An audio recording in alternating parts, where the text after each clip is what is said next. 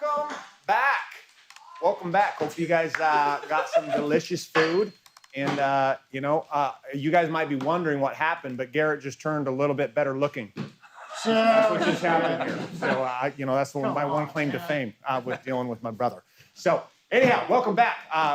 It's been a powerful morning of like kind of setting the frame and really diving into the concepts and the frameworks and the containers of where we're going to go for the next 3 days. But just as Garrett said, just like have patience and knowing that, hey, it's going to start moving a lot quicker as we dive into this and we really dive into the key core facts.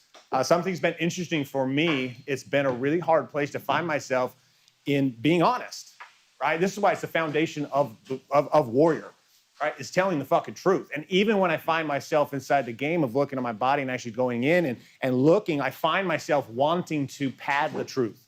I find myself wanting to be almost make it softer to handle or to experience and feel. So it's kind of interesting. So I want to kind of get a couple takeaways and find out where you guys are at online. So I guess I can do it over here. That's how I know Garrett was doing it somehow. So let's see who we got here. Brandon, Mr. Grant. Mr. Grant, let's go ahead and spotlight Mr. Grant. Are you doing that up there, Cameron, or you want me to do it here?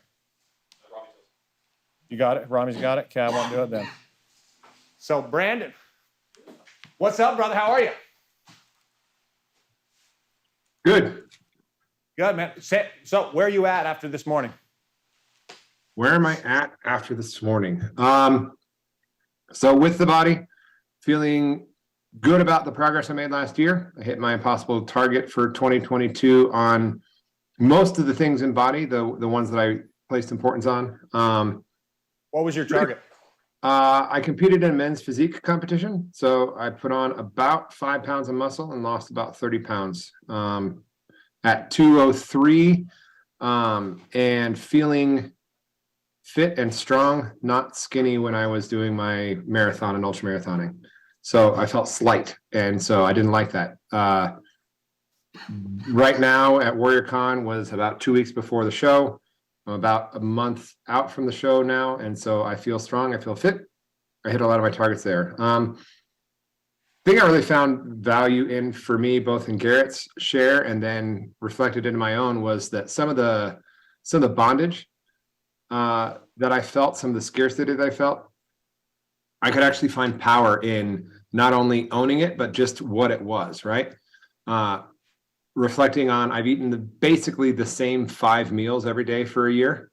And while that is bondage, there's also a lot of power in that. There's a lot of commitment. There's a lot of reflection on, I'm able to do this and I'm able to hold myself to this standard and really kind of lean into that. And so it was a bondage, but it was definitely a powerful moment for me. So that's kind of where I'm at right now. Body was my target this year. I kind of succeeded there and floundered in some of the other areas, but that body was a good one for me. Yeah, that's excellent, man. How was that standing on stage, like knowing the hard work and everything that you would put in to get to that point and then expose yourself, right? It was like the ultimate exposure of saying, hey, did you do the work? Did you not do the work? I mean, obviously on those stages, the way they light them up and with, just wearing little shorts, like you're not hiding anything. Like right. There's no point in going, no way to go back. So what was that like for you as kind of the climax of this big pursuit for you? Fucking brutal. I was a true novice. I was a true novice this year, and by far the least fit person on stage. I went at the end of the year, 2 weeks before nationals, not at a nationals show, but at a big show. And so there were people there who were probably going to go and win nationals. So I felt after the prejudging show, I felt flabby and fat and unqualified and unfit to be there. And so I went out in my car and I did a sad stack and I took a nap and I sent it to my coach and then put myself back in there and recognized that while I might have been the least fit person on the stage, I was the best version of myself I've ever been. And I put myself on the fucking stage.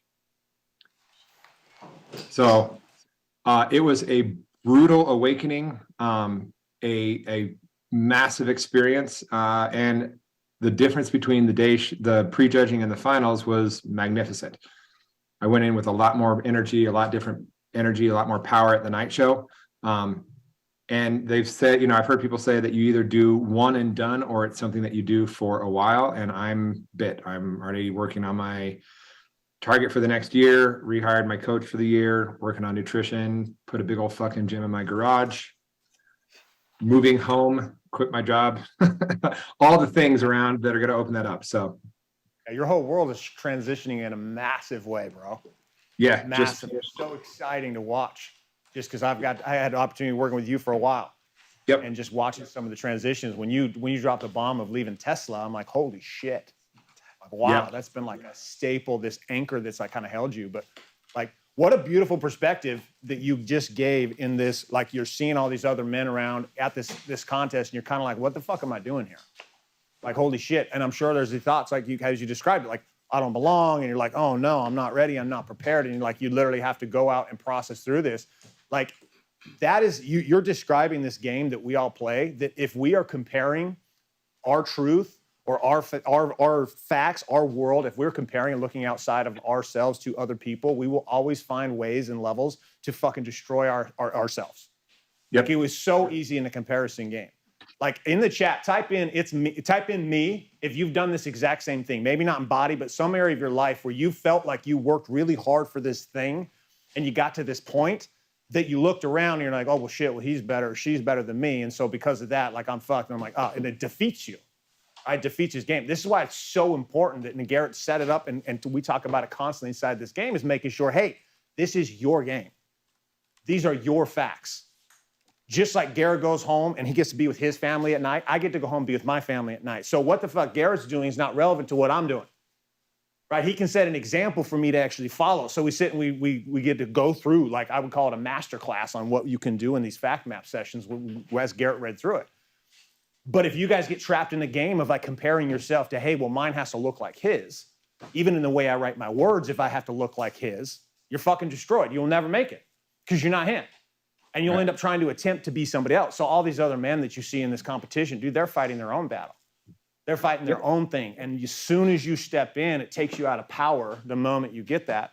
And then talk me through real quick, what was that transition like in the car, talking to your coach, sending the stack, doing all that? What shifted for you in your head? Because that's a pretty like dark place to go. You're like, fuck, I'm like, feeling out of place, feeling like you don't belong, feeling like it was all for naught, to standing on stage being like, I've been bitten by the bug, here I go.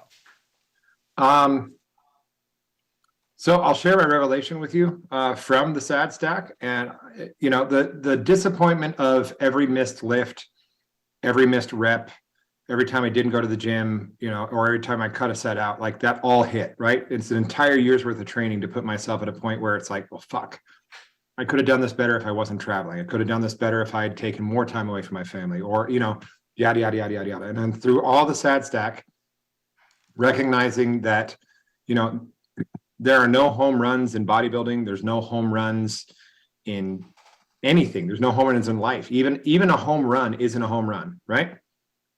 A home run is the result of decades of work at a major league level. So, there's no home runs, and it is what it is.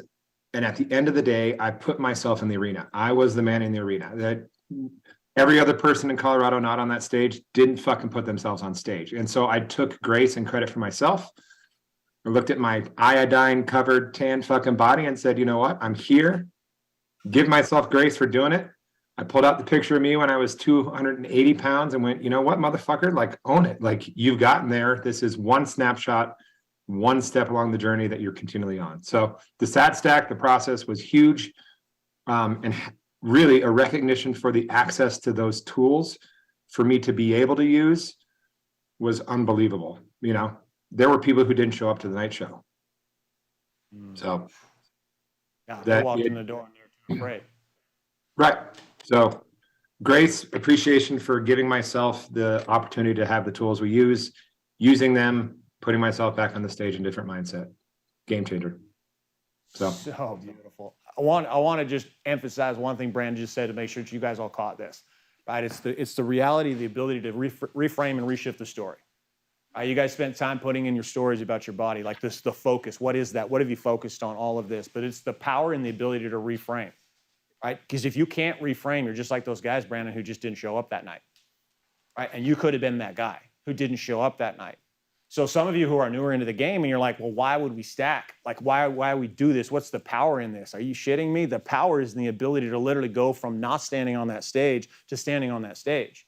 And it had nothing to do with Brandon, it had nothing to do with your results. Your body didn't shift at all. Right. What shifted was the way you were able to view it and the transition in the story inside your mind. Like your ability to stand in power has everything to do with what you believe to be true. Like the stories, it's the things that you declare.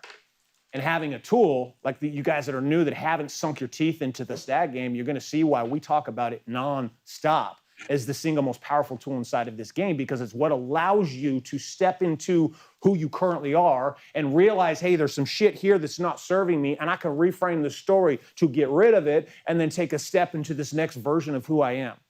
And every step along the process is this game, and that's a game between you and God. There's no coach that's going to help you through that. There's no motivational speech you're going to listen to, no YouTube videos, nothing. It's literally the conversation between you and God. And now the power that you have, Brandon, going into having bit the bug, right? Who knows what the possibilities become, right, as you continue to move forward into this. Like, so it's just powerful. I just wanted to emphasize into the game.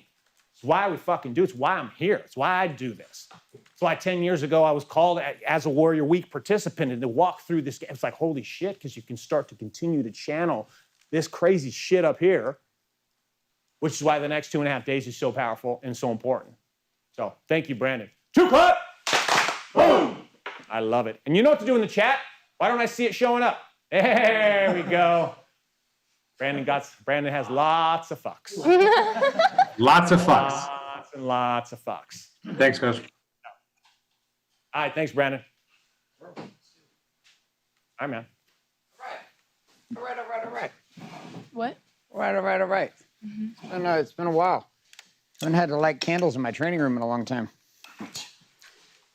So good job. You guys are a nice stinky cocktail. Somehow all you together have created a nice little scent.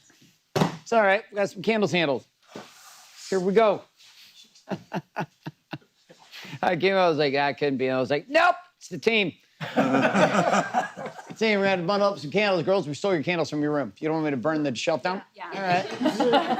Use the candles, just don't start a fire. Yeah, light candle, just don't burn the house down. All right, so we have covered body. Body's an angle. We got another conversation, which is conversation of balance. So we're going to switch. We're going to jump over body. We're going to jump to balance. So go into your notes, pull them up real quick, get your balance ready to go. I'm going to talk about balance for a second, and then we're going to have a dialogue around balance and what this can or cannot look like. Right? So there's nothing inside of your world that's going to cause you more distress than relationships that are out of whack or being absolutely alone and not having anyone to be with, which causes depression and anxiety and stress, and or being in a relationship with somebody who you thought you want to be with and now you're having nothing but anxiety, pressure, and stress. Nonetheless, like balance is one of the areas that if we don't get this piece nailed, it's really difficult to deal with. Now, how many of you in the room right now have children? Raise your hand. How many have kids? Raise your hand. If you have children, you are currently on chat with me. Type in children. Type in children. Type in children. Let's go, let's go, let's go. We got a whole bunch of you with kids. How many of you are confident that children make life a little bit different? Raise your hands. Yep. 100%. 100% different. Not the same at all. Gonna find out real quick. 1 baby equals much more stress than 2 hairless cats. 3 hairless cats. 9 hairless cats, still less stress than 1 wandering child who doesn't want to sleep at night, which is exciting. You're like, fuck it, I don't sleep anymore anyways. I'm like in the final pocket.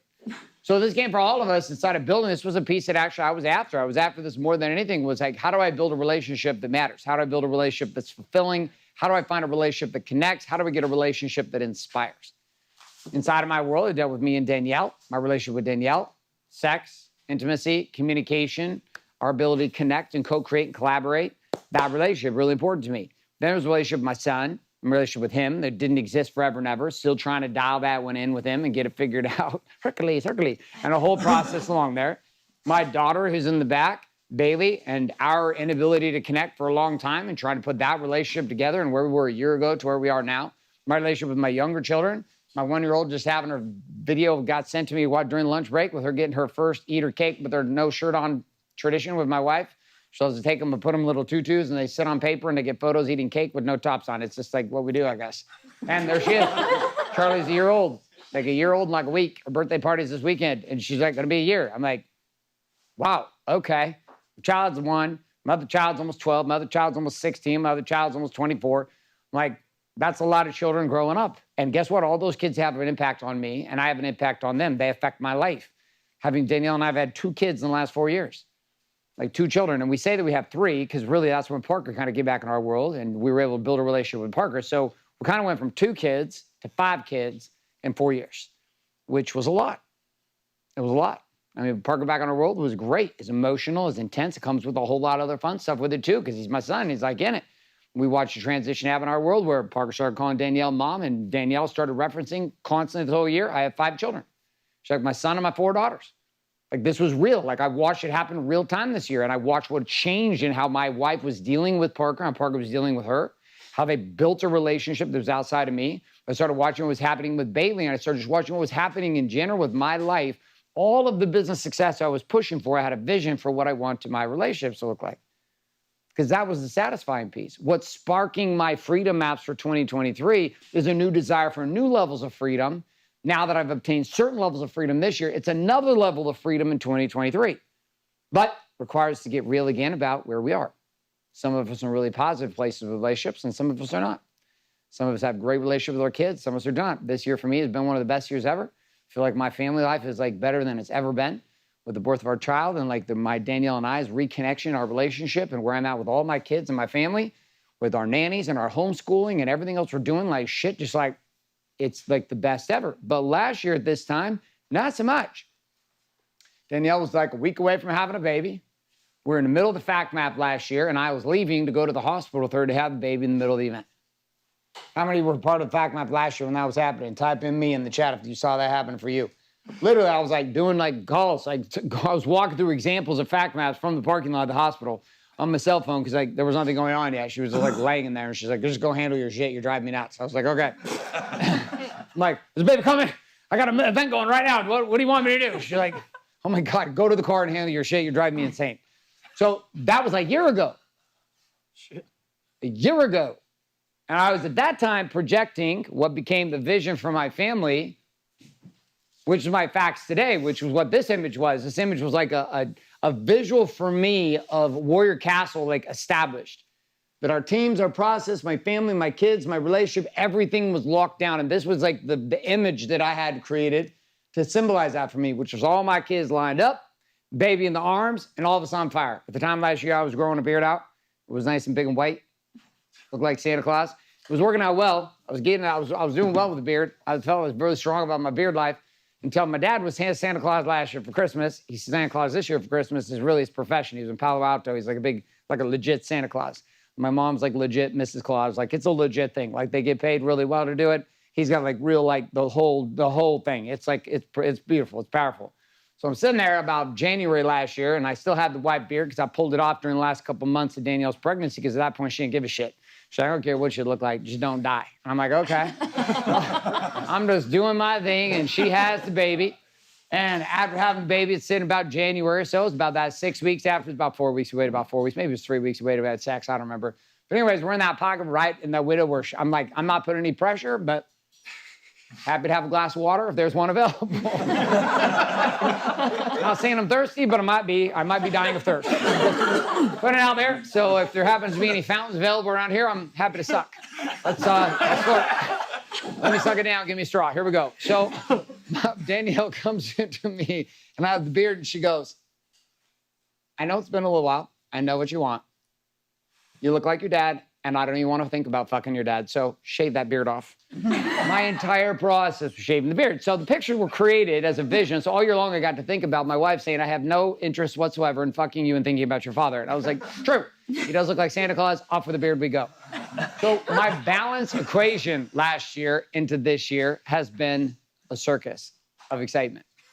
But I had a vision about where I wanted to go. But last year I had to get real about where we were. Bailey was in boarding school. She'd just come out of wilderness therapy school. We had no idea what to do with Bailey. Parker was finding himself, didn't know if we wanted to move to China or Timbuktu or, go work in India as a monk in meditation therapy. I don't know what he was doing. He didn't know what he wanted to do. My other children were just kind of growing. We had a baby coming on the way. Danielle's got high blood pressure, and she's got DVTs, and she's giving her blood cells or her shots every single day. She's like, and thinking she's gonna die every single night. Like, things were good, but I was also in a place of like, fuck, dude. Keep your shit together. Like, you gotta get this whole family moving in the right direction. This thing's like, we're kind of shaking here. We need to go in the right direction. So my fact map I'm gonna share with you today is a result of what my vision was for my family this year, which was Warrior Castle and Warrior Order. It was a project of putting my whole family together. It was pulling my kids. During my wife's pregnancy, I got this idea I should pull my kids out of school. Because I was sitting at school and we were dropping the kids off the mats and I was losing my shit. And I was like, I can't fucking handle this shit anymore. I'm sitting over there, I'm pulling up the drive-thru, I'm gonna yell at them. I have this big, huge battle built with the board of directors at the St. Anne's private school. I wanna fight the private school, I wanna fight everybody. I'm like, fuck all these people in a stupid fucking masks. Fuck them all. I'm so angry. I'm sitting there in line and God's like talking to me. He's like, hey, I told you to take them out a while ago. Why don't you leave them alone and just take your kids out and bring them home? So I did. Danielle fired our nanny right now about this time last year. Because our nanny was like, well, what are you going to do when you have the baby? And she's like, bitch, that's why you work for me. What the fuck's wrong with you? What are you talking about? Lost her shit. She calls me, she said, just so you know, I fired her. I was like, good. Now we got no one. She's like, I got you. I was like, damn it, good thing I got this Santa beard. The Santa beard was going ho, ho, ho, and a bowl full of jelly with all these kids. All right, great, here we go. I hired 5 people in our home, 2 homeschool teachers and 3 full-time nannies. Some people are like, oh my God, I don't need those many people. Yeah, you don't run my life. You would fucking be sucked down the drain in the first 15 minutes of my day, motherfucker. You don't understand the pressure I face every single day. The number of people I employ, the people whose lives are on the line, the kind of clients I have, and all of you crazy bastards who are all trying to figure your shit out at the same time. All that pressure lined up at the same time here with us. So we had to build teams. I didn't know if it was going to work. We're coming into a new year, new baby, and 5 new team members in the home. Here's the piece I didn't add, 5 women. You ladies are crazy. And when you get together, you become lethal. And if you don't like each other, you're fucking the worst. Guys are like, you're an asshole. I don't like you. You want a beer? Okay. Girls are like, stab, stab, stab. You're so great. Bitch die. I'm like, what? What is going on around here? Like, I thought you just say you like her. No, of course I don't like her. Do you know how she talked to me? And I was like, I just say, you just smiled at her and we're like, oh my God. What the fuck was that? What the fuck was that all about? Like, what are you talking about? You like her, you don't like her? I don't understand. I'm really confused. Now I'm in trouble for being on somebody's team. I didn't know we wanted to die. I didn't know we wanted to die. You acted nice. It's like a guy where it was like, he's an asshole. Well, of course he's an asshole. Fucking look at him. He's unfuckable. He's an asshole. Hey, what's up, bro? How are you? You know you're an asshole. Yeah, all right, cool. Let's go. There's no clarity. It's just like really clear. It's like super clear. We know the rules. Real easy. Asshole. Doesn't matter. Just because you're an asshole doesn't mean we can't hang out. We just need you to know you're an asshole. Women are just different. So I invited 5 men to my house at the same time. 5. 2 homeschool teachers, 3 nannies, my 4 daughters, my wife, all my cleaners are women. At one point, I walked around my house. I had 16 women in my home at the same time. I'm the only guy. Like, what have I done? I went live on the camera. I was sharing with one of my friends. He's like, dude, you got a harem. I was like, a harem? I got a fucking nightmare. I don't even know what to do. I come home and it's like, I hide in my office. It's just feminine power everywhere. You know what it's like to have 16 women all in their period at the same time in your castle? It's fucking dangerous. That's what it is. It's dangerous as fuck. You don't want to go home. You're like, it's my castle, but I'm not going home. I'm going to the hotel. Why? It's all that time. These girls are crazy bitches right now. All of them. They're all in sync. Line the fuck up. And guess what? It created an amazing life for me. It was a lot of work, a lot of pressure, and it delivered up a life that is fantastic. It was a nightmare in the beginning to get to where we needed to go, had to fire a few people, had to bring on the right people, and we got there. So I'm going to share with you the balance map, and then we're going to dive into the balance map for you. So let me give you an example of what the balance fact map looks like for my world. And then you get a taste for what it looks like. Okay, what? What do I need to do? Oh, shit. Did it just delete some things I did earlier? Oh, we're going to find out. This is the big moment. Hopefully it didn't lose anything. All right, well, there was a bunch of other things I did to it, but it appears that's gone. All right, well, we're still getting things dialed in, it appears, with this software. So it's all right. Lose it. We're good. All right, let me start at the top. Here we go. Look at your fruit in the balance domain and what ways you're free today and why. My sex life, Danielle. My sex life has never been better in my entire life. It's pure, connected, real, and intense. Hold on, I'm going to make this smaller so you can see it better. There we go. Keep it intense and something that is always keeping me on my toes. Danielle's learned to trust herself sexually, and in that place has also learned to trust me because I'm finally a trustworthy man. It took 13 years to repair the damage I created in 2009 when I cheated on her. Danielle and I are able to talk, communicate, and engage in conflict without the divorce conversation even being an option that shows up anymore for either of us. Danielle is my person for life, and she knows I'm her person for life. These are the exact words that came out of our mouths both this year, starting in the spring, and it has been some of the most passionate, desirable, and love soul level connection with her that I've ever found. My medicine journey absolutely transformed my reality with her, and I was able to heal my deep wounds from sexual abuse as a 5 to 8-year-old boy from my uncle. I was shattered and left in a pool of my own sanity my whole life until this year, and I finally unwound the decades of suppression and stress. My love for Danielle is finally unconditional. I truly found myself in this place of longing, wanting, and loving that I never knew was possible in a relationship. And there is a soul-level connection that transcends sex, orgasms, and anything physical. My soul longs for her every day in ways I never knew how before. Our parenting has escalated, and we're running in a place and at a pace that we have never been able to do as parents, unified in our approach, unified in our roles, and finally have a flow that is empowering our children and accelerating their growth, understanding, and connecting. Fuck, this took us 21 years to get this place, and now that we're here, it is over. I am free to be vulnerably me with Danielle in ways I've never been before. I can be weak, strong, happy, sad, angry, excited, and all versions of me are accepted by her, not just accepted, but they are embraced. Danielle and I are sharing a spiritual vision for our future selves, and the family and our commitment to God has never been higher. We're not fans of church or religion, but we are loving the season of divine connection and power. Danielle and Parker are mother and son, and she now references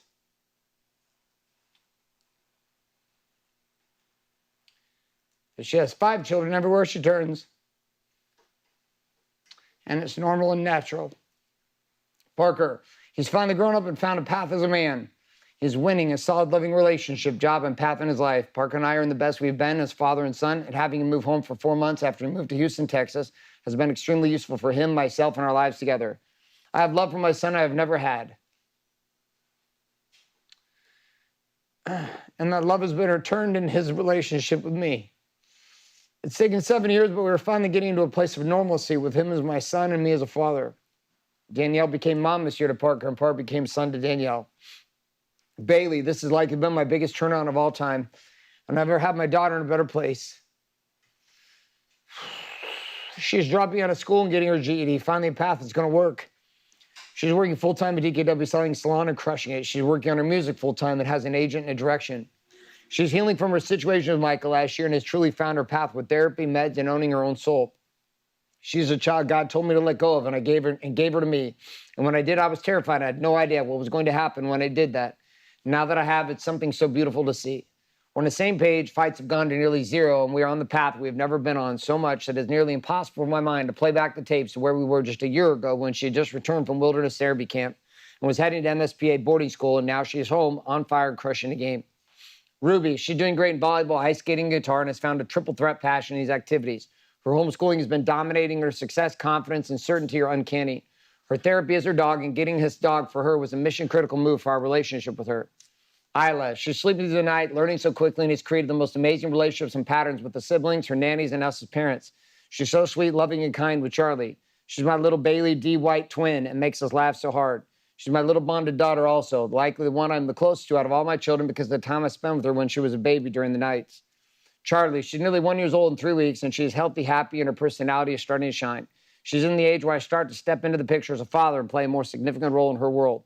She's finally sleeping through the night, and after a rough couple months of sickness, is now in her rhythm, healthy and happy. She's crawling and is about to start walking as she nears her 1 year old birthday. Home team and nanny team and homeschool teacher. Holy shit, this is nearly impossible to comprehend the world we're operating in now at our home that is called normal versus what we were juggling last year at this time. Last year, Danielle was pregnant with Charlie, and we had one nanny, and her name was Rosie. Well, in about a week a year ago, Danielle fired Rosie and changed everything after she had the baby. I hired 5 full-time people, 2 homeschool teachers, and 3 full-time nannies. This was the craziest thing I'd ever likely done. I hired them all at the same time right after the birth of Charlie. It took us the entire year to get things situated.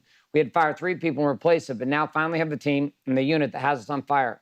Homeschooling was an elite and an intense and very real decision, and it paid off. Full coverage nanny teams are the elite, are also elite, and working in a rhythm that has allowed Danielle and I to still bond, connect, and create in our businesses and still support all of our children. Our cleaners, car cleaners, yard maintenance, pool maintenance, handyman, everything and everyone on the team is truly making a difference and creating some significant headway with maintaining and perfecting the Warrior Castle. Family vacations. Danielle and I went off on 8 couple trips this year without kids. We as a family have gone on 3 7-day family vacations. Family doctors and health. Entire family goes to Cairo every single week with Dr. Daniel. We hired Dr. Boyd as our personal concierge doctor, and things have been going amazing. Been such an amazing support to the family. Little girls got sick after sending either to Montessori school, but we withdrew her and not sending her back for a bit until the kids get older. How does this freedom and balance today make you feel? Proud, happy, honored, excited, peaceful, joyful, ready, connected, clear, loving, calm, and connected. What's been your focus? Story 1. Sex, intimacy, and love are not the same thing, and learning to separate them is setting me free. 2. Danielle is my savage queen. In order to activate the queen, I must rise as a king. 3. I am man enough to handle all of my woman. 4. Sexual connection is soul connection, and allowing my wife in has exploded our marriage.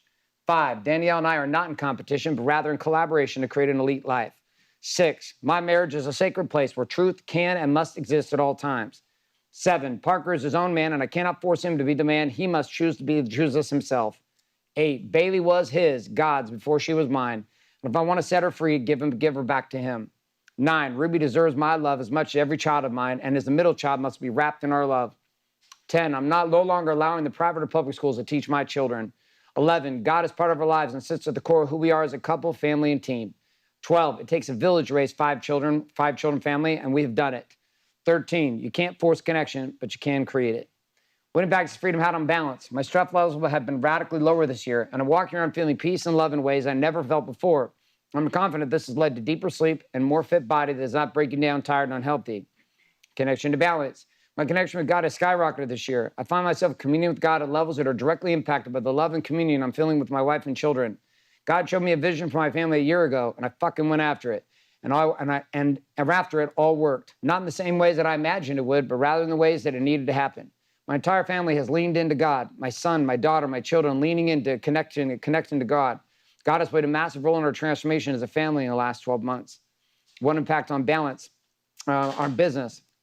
I'm 100% confident we're able to make the turns this year in business because I was finally ready to let go and lean into my family, my love and connection with Danielle. And the kids drove a ton of my fire to create, to push, and to double down on my family's future. My business life, my family life are all very deeply connected. My explosion of my sex life with Danielle this year ignited a fire in my soul that was not there before, and that directly translated in how I train, speak, and lead inside a warrior. My peace and connection with my children has given me the focus I need to make mission-critical moves this year that will set me free as a man in 2024 to be home 90% more than I am now and be able to focus on creating a life I have not created thus far. What are thoughts you have about this reality of freedom? My marriage is the best it's ever been. My relationship with every single one of my children is pure fire right now. My family life and team is on fire. I've never stood in a place that I'm standing in before in my life. There are no fires, only desires to grow. Bondage. I'm gone way too much and I spent 3 months in 2022 out of state of California and not with my family and children. My schedule is not my own. I am way too invested in the lives of my students at the cost of what I want deeper with my own children. I'm frustrated that my baby Charlie is nearly a year old and I've spent less than 100 hours with her in her first year of life. I'm obsessed with my marriage and that worked in 2022, but I'm not free in many ways and my soul truly desires for me and my children. How does bondage and balance feel? Sad, frustrated, stressed, irritated, and angry. What's been the focus and balance? 1, my marriage is the single most important relationship of my life. 2, I have coverage on the team in order to have it all. 3, this year is a year of establishing a kingdom frame order in my world. 4, 1 year to make a pivot in business. I will be free with my family for decades. 5, investing in teams is the investment in my children. 6, it takes a tribe to raise children. My daughters must be surrounded by love. And 7, I must let go of my daughter in order to set her free. What impact has this bondage had on your body domain? Stress, and I feel it. I've taken tons of action to offset this, but I feel the stress. My body's on fire, so the stress has been massive. What impact has it had on being? Guilt and shame that I have to fight back. A sense of sadness in my efforts, although magnificent in 2022, also leaving me feel sad. The sadness has impacted my connection, taking more of my energy to focus in this domain. What impact on business? In the end of the game, this season has begun where the greatest students I have are my students. It has forced me to look at the business from a different perspective and ask the questions I should have been asking a long time ago. What would have to be true in Warrior that it would move forward without Garrett J. White as the lead trainer and the men would still get radical results?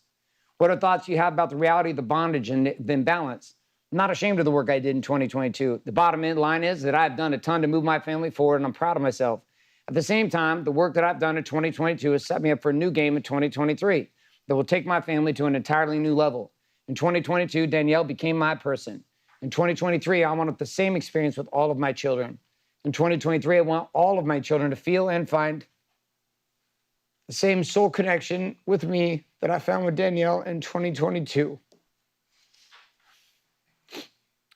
What are your final thoughts? This is one of the biggest years of my life and family. My marriage is absolutely on fire. I've created the frame for success for my children and my family, and a position the teams and the internal support to smash a massive year with all my children and bring them into communion with me. I spend less time with my kids directly as a father in 2022, but I've created a container that will set me free next year. Lessons. Sex is simply a gateway and the soul level connection that I was looking for. 2, my spiritual evolution is a gateway to expansion in my marriage and family. 3, the more I let go, the more my marriage and family continues to thrive. 4, my way is not the only way, and oftentimes my wife's way is much better than my way. 5, my children are searching for quality of time and connection, not quantity of time activities. 6, my role as the king of the castle will never be the same as the role of my wife plays as queen. I must own who I am as a king. The castle does not need 2 kings, nor does it need 2 queens. My queen wants me to devour her soul more than she wants me to devour her body. Alcohol reduction has increased my spiritual connection with my children. And the final, I love having children. So, again, an example. It's not the only way, it's a way. All it is a way. Some of you read that and you go, the fuck? How am I supposed to complete something like that shit? That's called the backside of 4,000 stacks. Spending 90 minutes every single day. Learning to dialogue with God and dialogue with myself. The ability to reframe my reality, let go, and be able to be real. This is a decade of living plus of the code. All of this is a game of examples. That's it, just a game of examples for you to see what's possible. Last year, my fact maps were not even close. They were speaking in a different way. They weren't as deep. They weren't as rich as they are today. Every year, this thing continues to stack. So here's what we're going to do. We're going to go on a walk and talk here in the room. You're going to walk my block. You're going to talk about this. What are you seeing for yourself from just hearing this balance example? And was that sparking as far as you right now, before you even get started, about diving into your balance fact map? You guys are going to go on a walk and talk. Those virtually, you guys are going to go into a 7-minute share, and you can talk about it too. As we get started in the balance equation, I just gave an example from my fact map. What are you seeing come up for you inside of this conversation around balance for you? If you're clear inside the chat about where we're going on this next share, type in the word clear into the chat so I know you're clear. Type in clear so I know you're clear. And if you are in my room, you are on my feet, and you're moving, actually, not my feet, your feet. Get on your feet and walk my block. Get it, buddy, and talk it up. And here virtually, we're going to go into our group share. There's going to be 7 minutes, 7-minute share, 7-minute share, 7-minute share in 3, in 2, in 1. Off we go.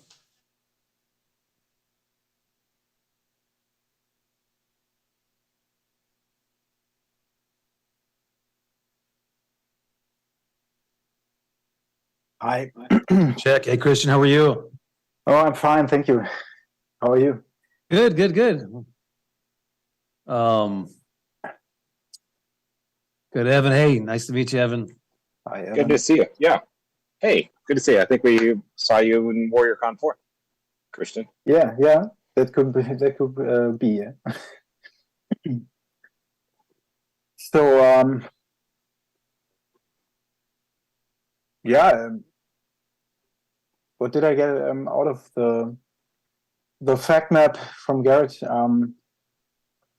I just thought that he just made it, and it created a feeling of I just want all of this, what he has. I want to create a marriage like he has. I want to create a connection with my children, and just be a strong leader for my family. So this is just some kind of blueprint of a life that I want to live. And then again, I'm clear in a way that I know that that is not my life, and that I have to find my own path. And that's why I'm here in this Fact That Mastermind. This is my task, my my mission, to sort things out and find my way in this reality that I'm living right now. Yeah, that's it.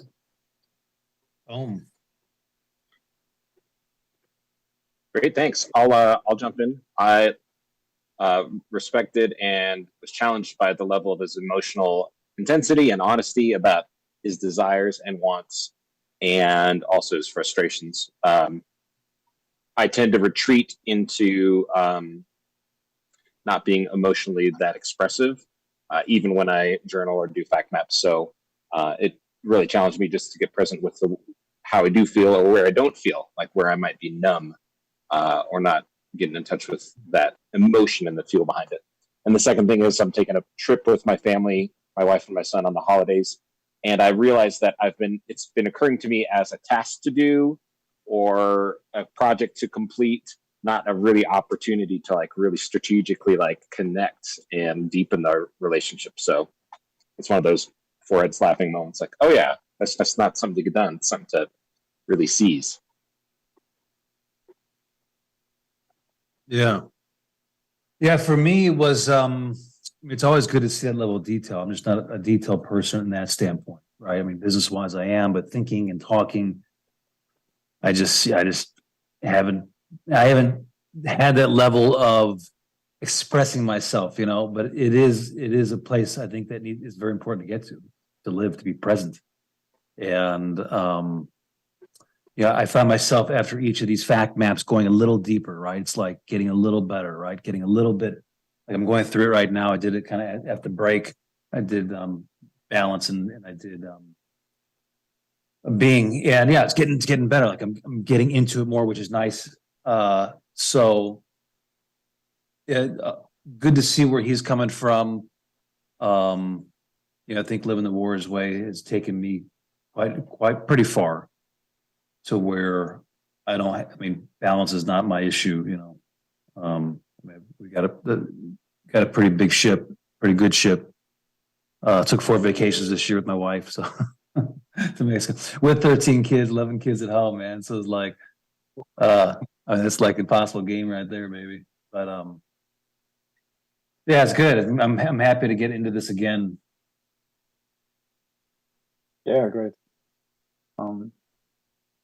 It's also interesting to see how long it took Garrett to fix everything, and how I'm coming from a point of being impatient, wanting it now, at best tomorrow, fix everything with my wife, and the impatience shows in the communication with my wife, because it switches over into being angry and annoyed and stuff like that. And yeah.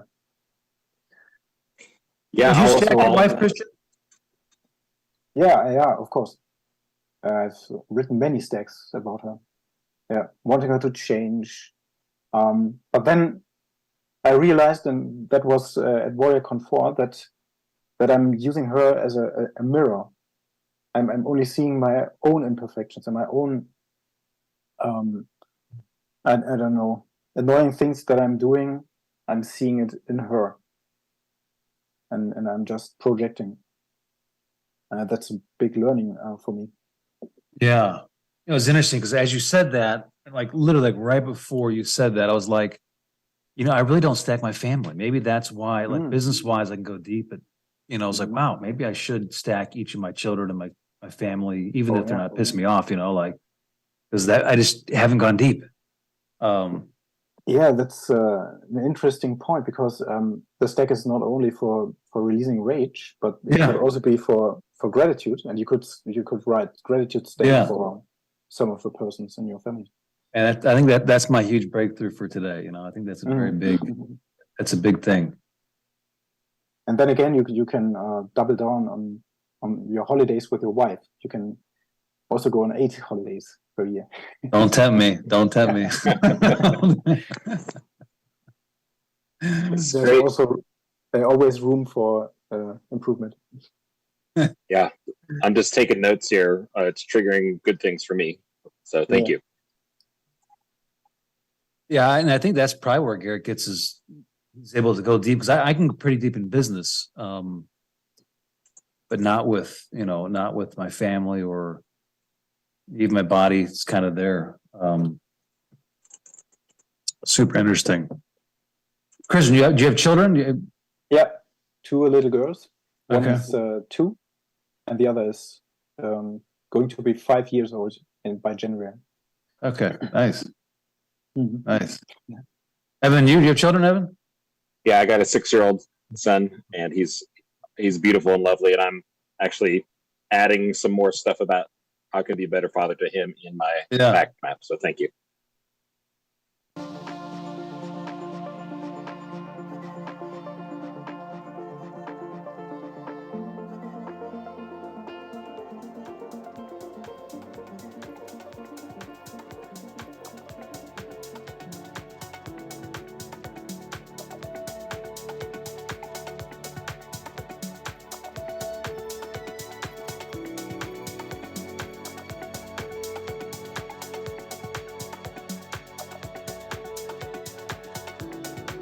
All right, let's roll.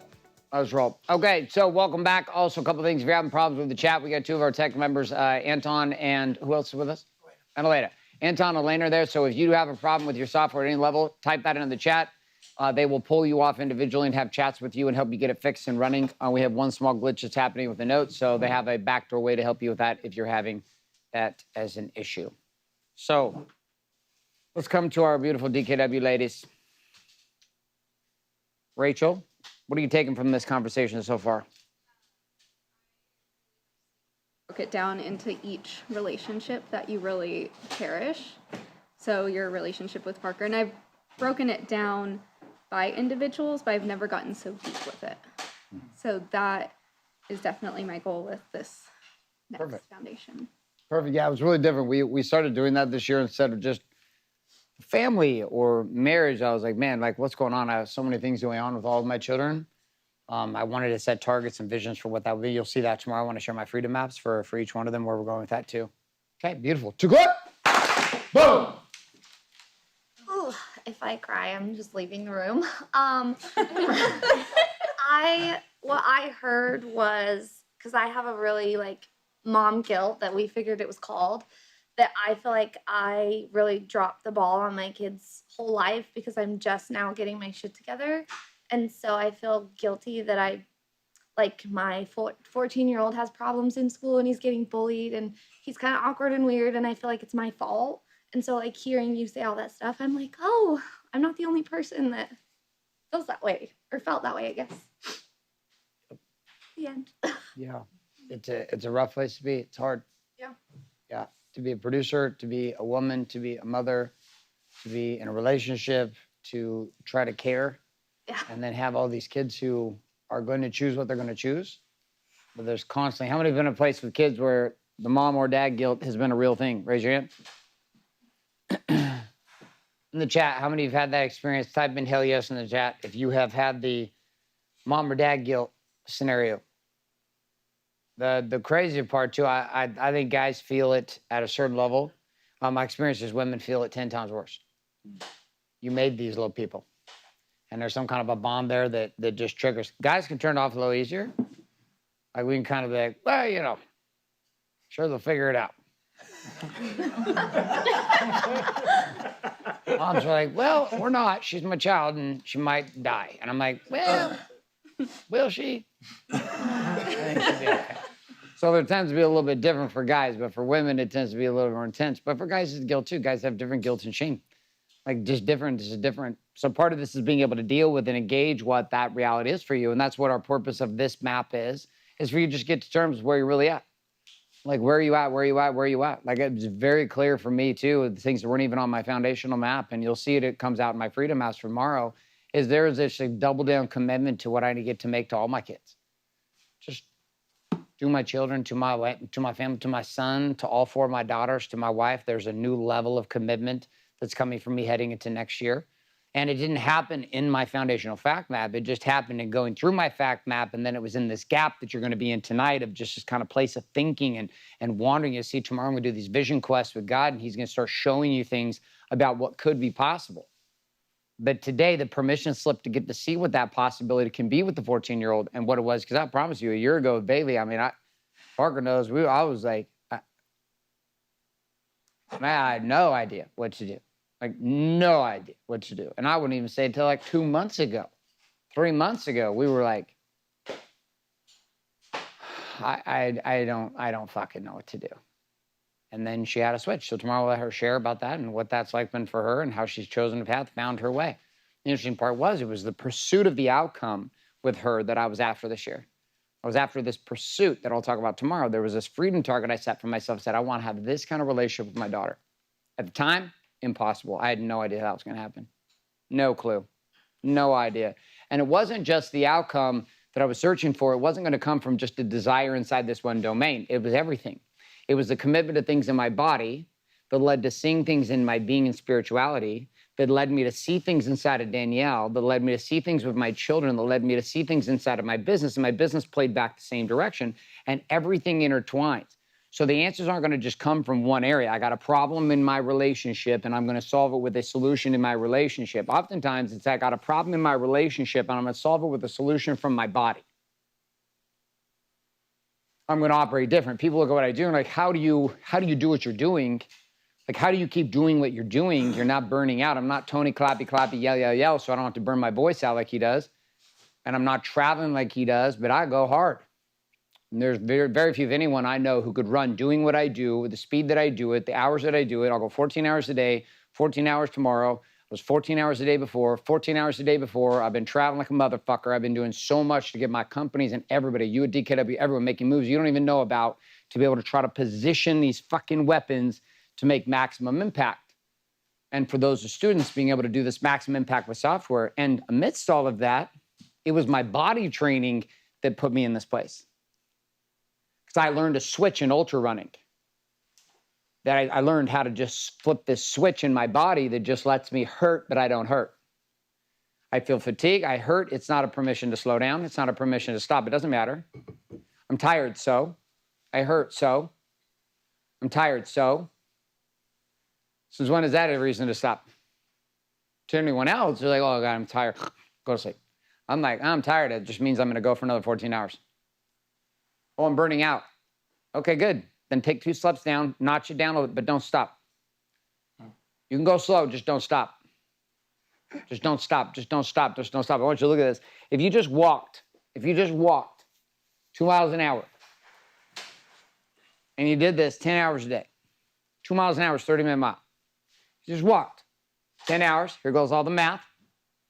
I'll help all the hairstylists and me as a PE teacher. 2 times 10, 20. Winning. Gang sign. Right? At 20 miles. Do that times 7 days. 20 times 7, 140. Helping myself on that one. 140. Okay, cool. So like in one week, you can walk 140 miles. In 1 month, that 140 becomes 480, becomes 520. 520 miles in 1 month. Walking 2 miles an hour for 10 hours. Any human being can do this, even if you didn't have legs. You can. You can move in a wheelchair. That's actually easier. Go faster in a wheelchair. Right? So it's like, you can do it. It's not a big deal. Nobody's celebrating going, oh my God, Trevor, you're so impressive. Between 10 and 12, you walk 2 miles. Wow. But what does become impressive is when you look at a month later and you're 500 miles away. 2 months later, you're 1,000 miles away. 3 months later, you're 1,500 miles away. 6 months later, you're in Europe. 9 months later, you're in China.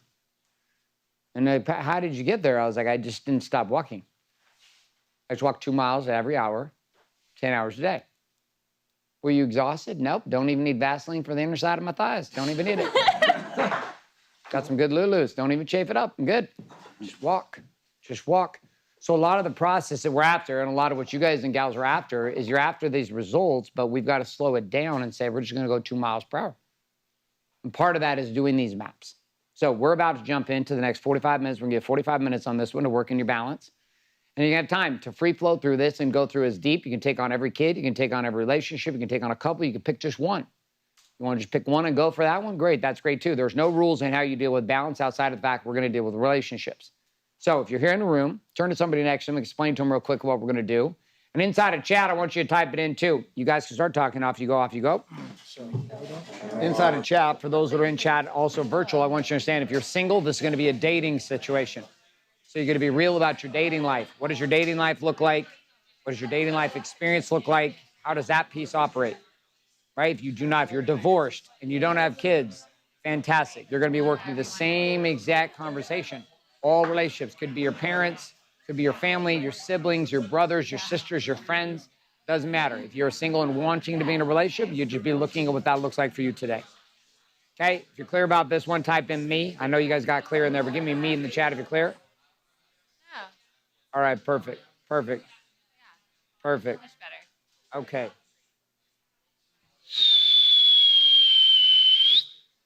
All right, that's good. Good job. You explained to everybody. Open up your devices. You ready, Sammy? Open your devices up. At home, gentlemen and ladies, it's time. You got 45 minutes. But before we do that, we're going to get ourselves grounded. Close your eyes and sit back in your seat. Close your eyes, sit back in your seat. If you're at home, go ahead and sit back in your seat. This one arguably the most important. Body's important. Close your eyes, sit back in your seat. Deep breath in. And release. And deep breath in. And release. And deep breath in. And release.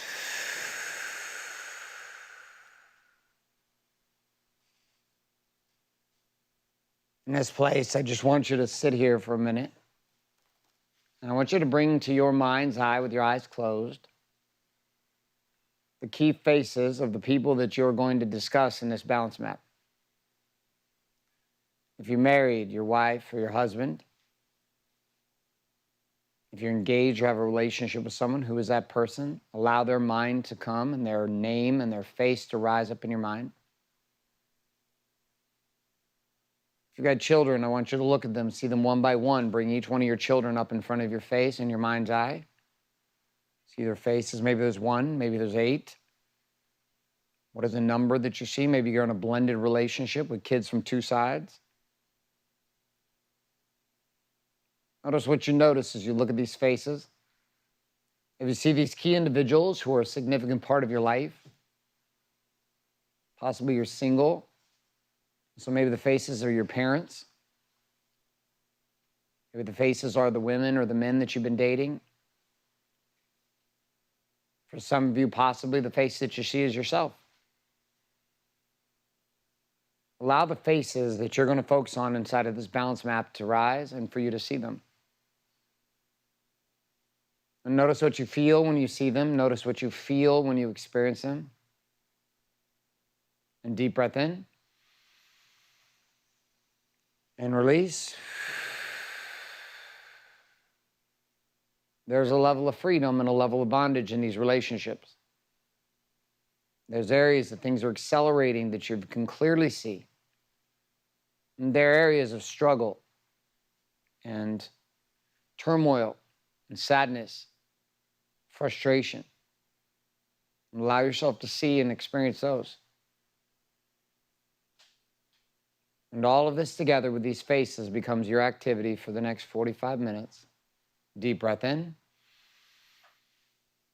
And release. And 2 more deep breaths. 1 in. And release. And on this next breath, you'll hold it. Deep breath in. And hold. And feel as your heart beats and understand that that same heart beating in you exists in them. That they have fears and doubts and worries just like you. And release. In order to access that next level with them, it's going to require you to be honest today with you. As I count back from 3 down to 1, when I say move, you'll open your eyes, open up your device, and begin working on your balance map. In 3, 2, 1, move. Open your eyes, cue the music, 45 minutes, off we go. iPads, laptops, out to the deck. Let's go. What's up, gorgeous? That's okay. How are you? Out to the deck, get into groups of 4.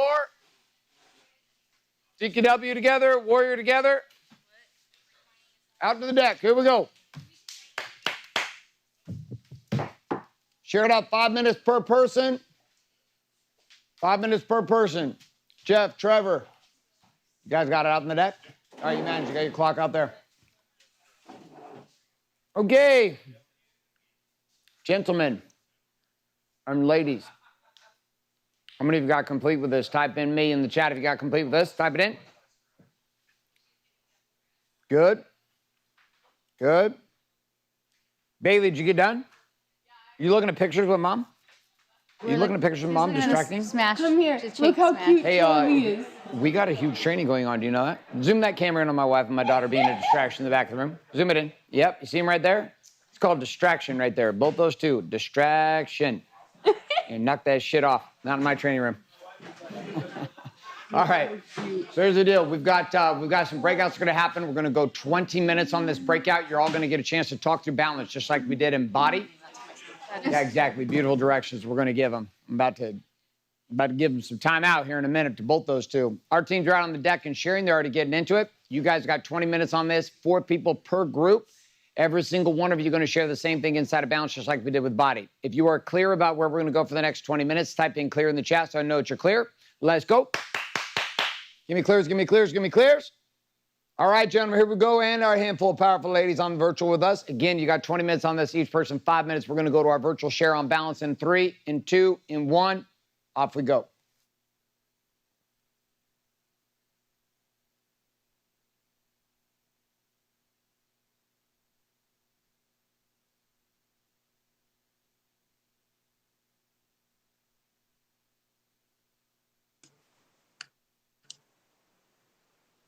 All right.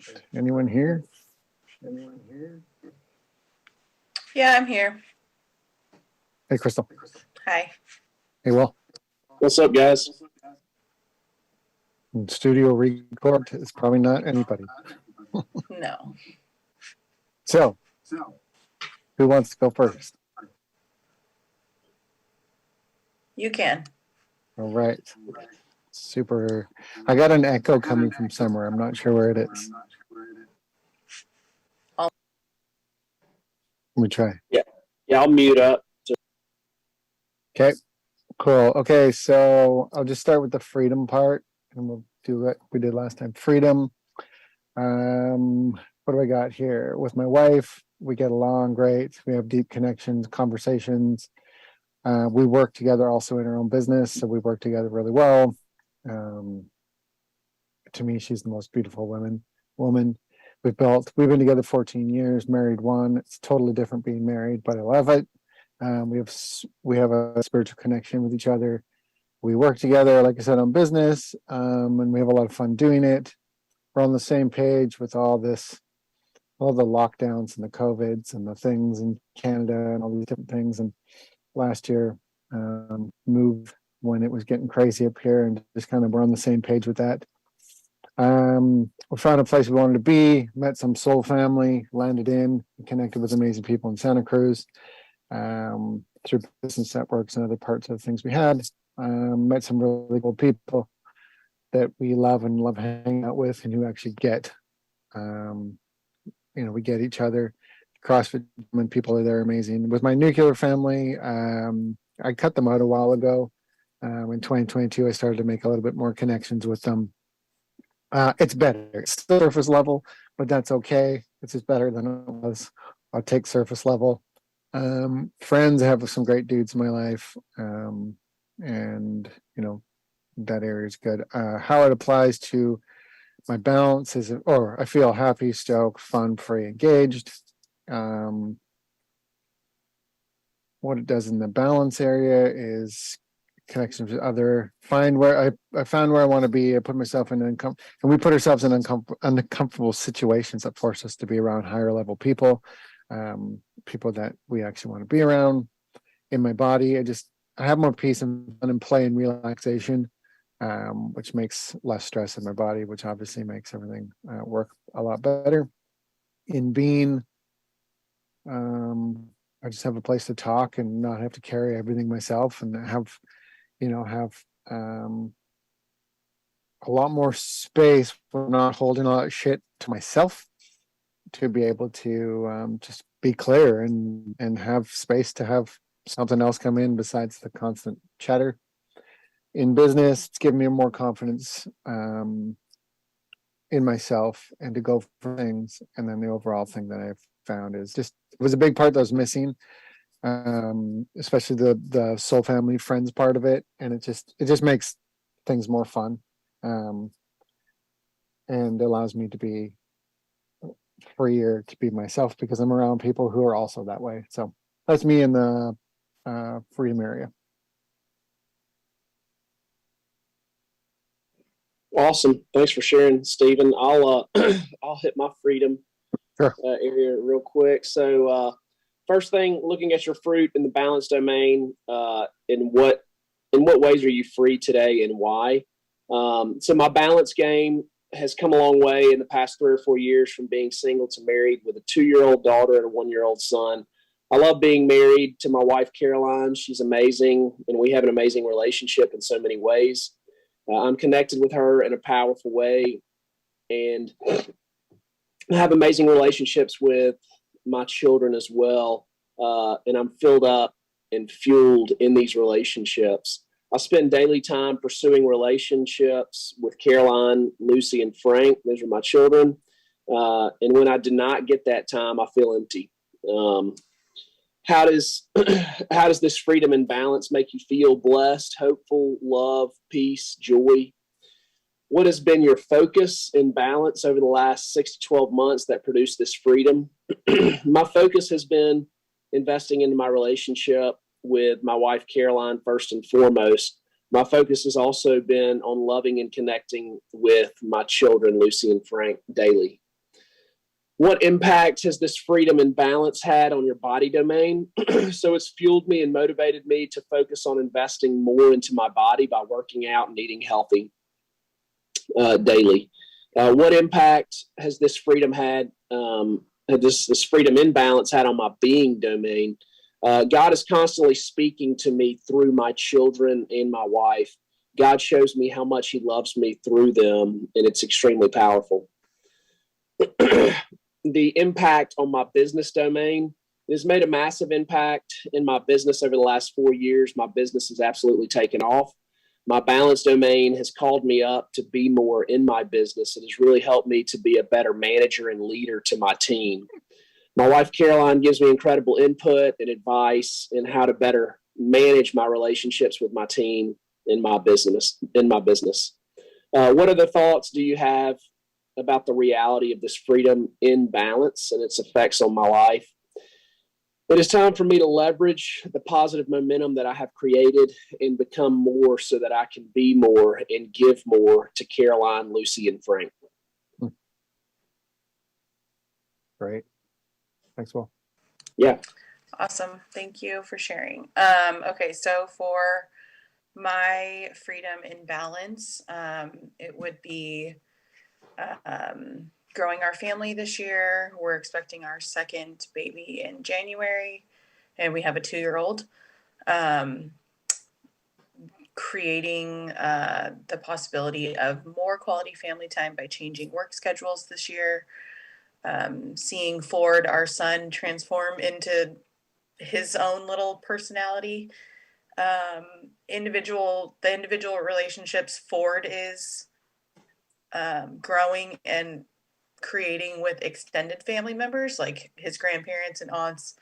And I would say the boundaries with my family have been good. These freedoms in balance make me feel happy, grateful, peaceful, and calm.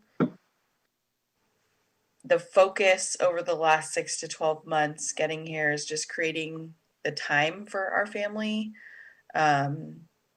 decluttering our home and dumping things that we don't use or need has been really impactful, just not only to create space physically, but like mentally also. And ensuring that Ford has relationships with our extended family members so that he feels completely supported from everyone around him. Yep. And then what has this freedom and balance done on your body? It's given me, obviously, I'm 8 months pregnant now, so I've been pregnant for pretty much the whole year. Giving me clarity and perspective on changes that will come after the baby's here, and directly relates to how I show up in my relationships. And then for freedom for being was just really seeing all of this growth and having a partner to share all of these like milestones with, and impact for freedom inside of business. It's obviously forces me to be, I'd say, more proficient in business and operate from a place of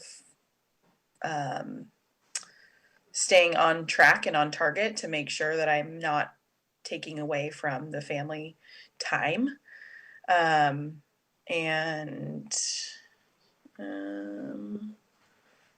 then I didn't get to the last question. All good. Thank you. I don't have kids, but I tell you, respect to people who have kids. I don't know how you do it. It's full on. Okay, bondage part. Let's see, looking at the fruits of the balance domain, bondage. Intimacy with my wife and our intimacy and sex life. It's not good right now. It's gotten better since Dream Warrior, but it's still way, way down, even from what it used to be. Reasons, I mean, I know some of the reasons, it's like I haven't showed up. It's just how I've been showing up and not showing up. Money, safety, security, all those things that really also make my wife feel like she's with a man who she can actually be attracted to.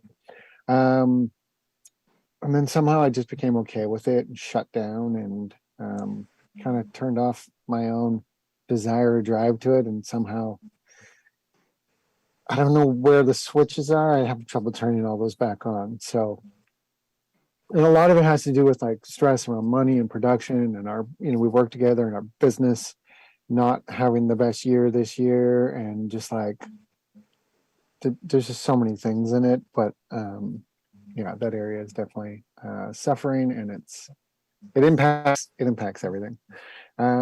With soul family, just people that we've met, friends, but they're just like their deeper connection.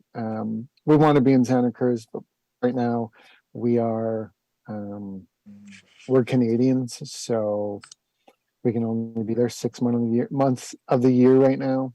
And where our business was at a place where we could get a visa, but where it's at now, we actually can't. So we're trying to build all that stuff up. And it's just like, just also being in a place, where we know where we want to be, and just kind of not being able to be there right now. Kind of sucks. And also, even if it was just for 6 months, the place that I'm at financially has just made it where, we can't be there because of me. And that extra pressure is kind of not fun either.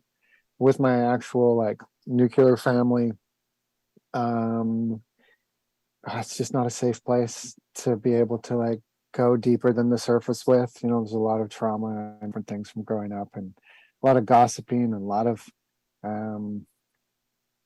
just a lot of like hating and whatever else. It's just not a safe place. So it's really a struggle to not have that and want that but not have that. It's all convoluted. So on my balance, what I've been feeling is sad, overwhelmed, guilty, depressed, shit. I put shit, and then that's a feeling. On my balance, just it's like I've been feeling like I'm putting in my relationship first, but really I've been putting it last. It's some fucking weird fuck that's pretending that it's first, but it's just really not, and it's had an impact on that for sure. Body stress, just too much stress, and when I'm stressed, I don't actually eat enough, and I end up under eating and under feeling, and because I work out and do all that stuff, I end up having a bit of a crash sometimes. So, and then I can't focus and do all that stuff. On being, I just felt alone. A lot of anger towards God, a lot of anger toward that whole area, and just feeling disconnected. Like many times I'm just alone right now. So that area has definitely suffered because of it. And then in business, which is a lot of pressure to produce and perform, and this extra stress doesn't make me do more. The chaos all adds up to lack of production and just spinning and like creativity shut off. It's tough to be creative with all the stress on it. And it sucks. It has a massive impact on all areas. And I can really, what I'm getting the most out of all this stuff that I'm seeing in terms of revelation is that people, the people are what I love the most. And my fun and joy, my soak, and all those things happen with other people, and not having those areas, and not having those right now, and being kind of where we're at in cold winter in Canada is very isolated. And then also I can really see how all these domains affect all the domains. It's just like nothing is isolated. It's just so holistic. It's ridiculous. So it's just like people matter. And then, like I said, all the domains, it's like they all need to be going. One suffers, they all suffer. Yeah, that's me. Appreciate you sharing, Stephen. That's really good, man. So what I got for bondage. So first question, looking at your fruit in the balance domain. Let's see. In what ways are you free? Let's see. Sorry, in what ways are you in bondage today, and why? So I think the big things are my fear, anxiety, scarcity mindsets, and stories have really been a negative impact on my relationship with my wife, Caroline, especially around our finances. Just the way we spend money and the way we talk about that is different in a lot of ways. So I feel stress, guilt, shame around balancing what I need to do in my business versus being present in my home with my wife and children. In the evenings, I often carry the stress of my day home to my family, causing me to sedate and not be present with them. So how does this bondage and balance make me feel? Angry, frustrated, irritated, helpless, small, guilt, shame are all part of that. What has your focus been in the last 6 to 12 months that produced this bondage? So I've focused on my age-old stories of scarcity, fear, anxiety, especially around my business. Stephen, you were talking about how this stuff is all connected. I feel like my angst and anxiety around my business, I carry that into my relationships with the people that I love the most. And it can be a negative thing. So these stories of scarcity have been a major negative impact on my marriage and even my relationships with my children, just causing me to not be present in the evenings, especially. So even things like checking emails or, responding to calls, that kind of thing, just being distracted. What impact has this bondage had on your body domain? So it's led me to sedate with alcohol, nicotine, vaping. It's also led me to eat unhealthy in the evenings to escape my feelings of stress, anxiety, fear of failure. What's been the impact on my being? So when I sedate, it usually messes up my sleep, which causes me to want to sleep in and avoid my morning stacking and core 4 routine. The bondage, the impact of the bondage in my business. So it's caused me to show up in a weak, powerless place, not leading my team by example. Really just caused me to not be a great leader for my employees. What other thoughts do you have about the reality of the bondage and the balance and its effects on my life? So it's time for me to step up my game and rise to be a fearless leader in my own home first and foremost. This will fuel me to dominate in all the other areas of my life as well. So. Right. Thanks, Will. Thanks. Mm-hmm. Okay, so for bondage inside of balance, I just feel I am disconnected from our relationship. This entire year has been focused on pregnancy and the new baby. No intimacy, lack of communication, not being on the same page with parenting or like parenting unity, how we react to situations or the language that we use or how we talk to the kids isn't unified. And then how does this make me feel? Sad, disconnected, overwhelmed, confused, unhappy, guilty.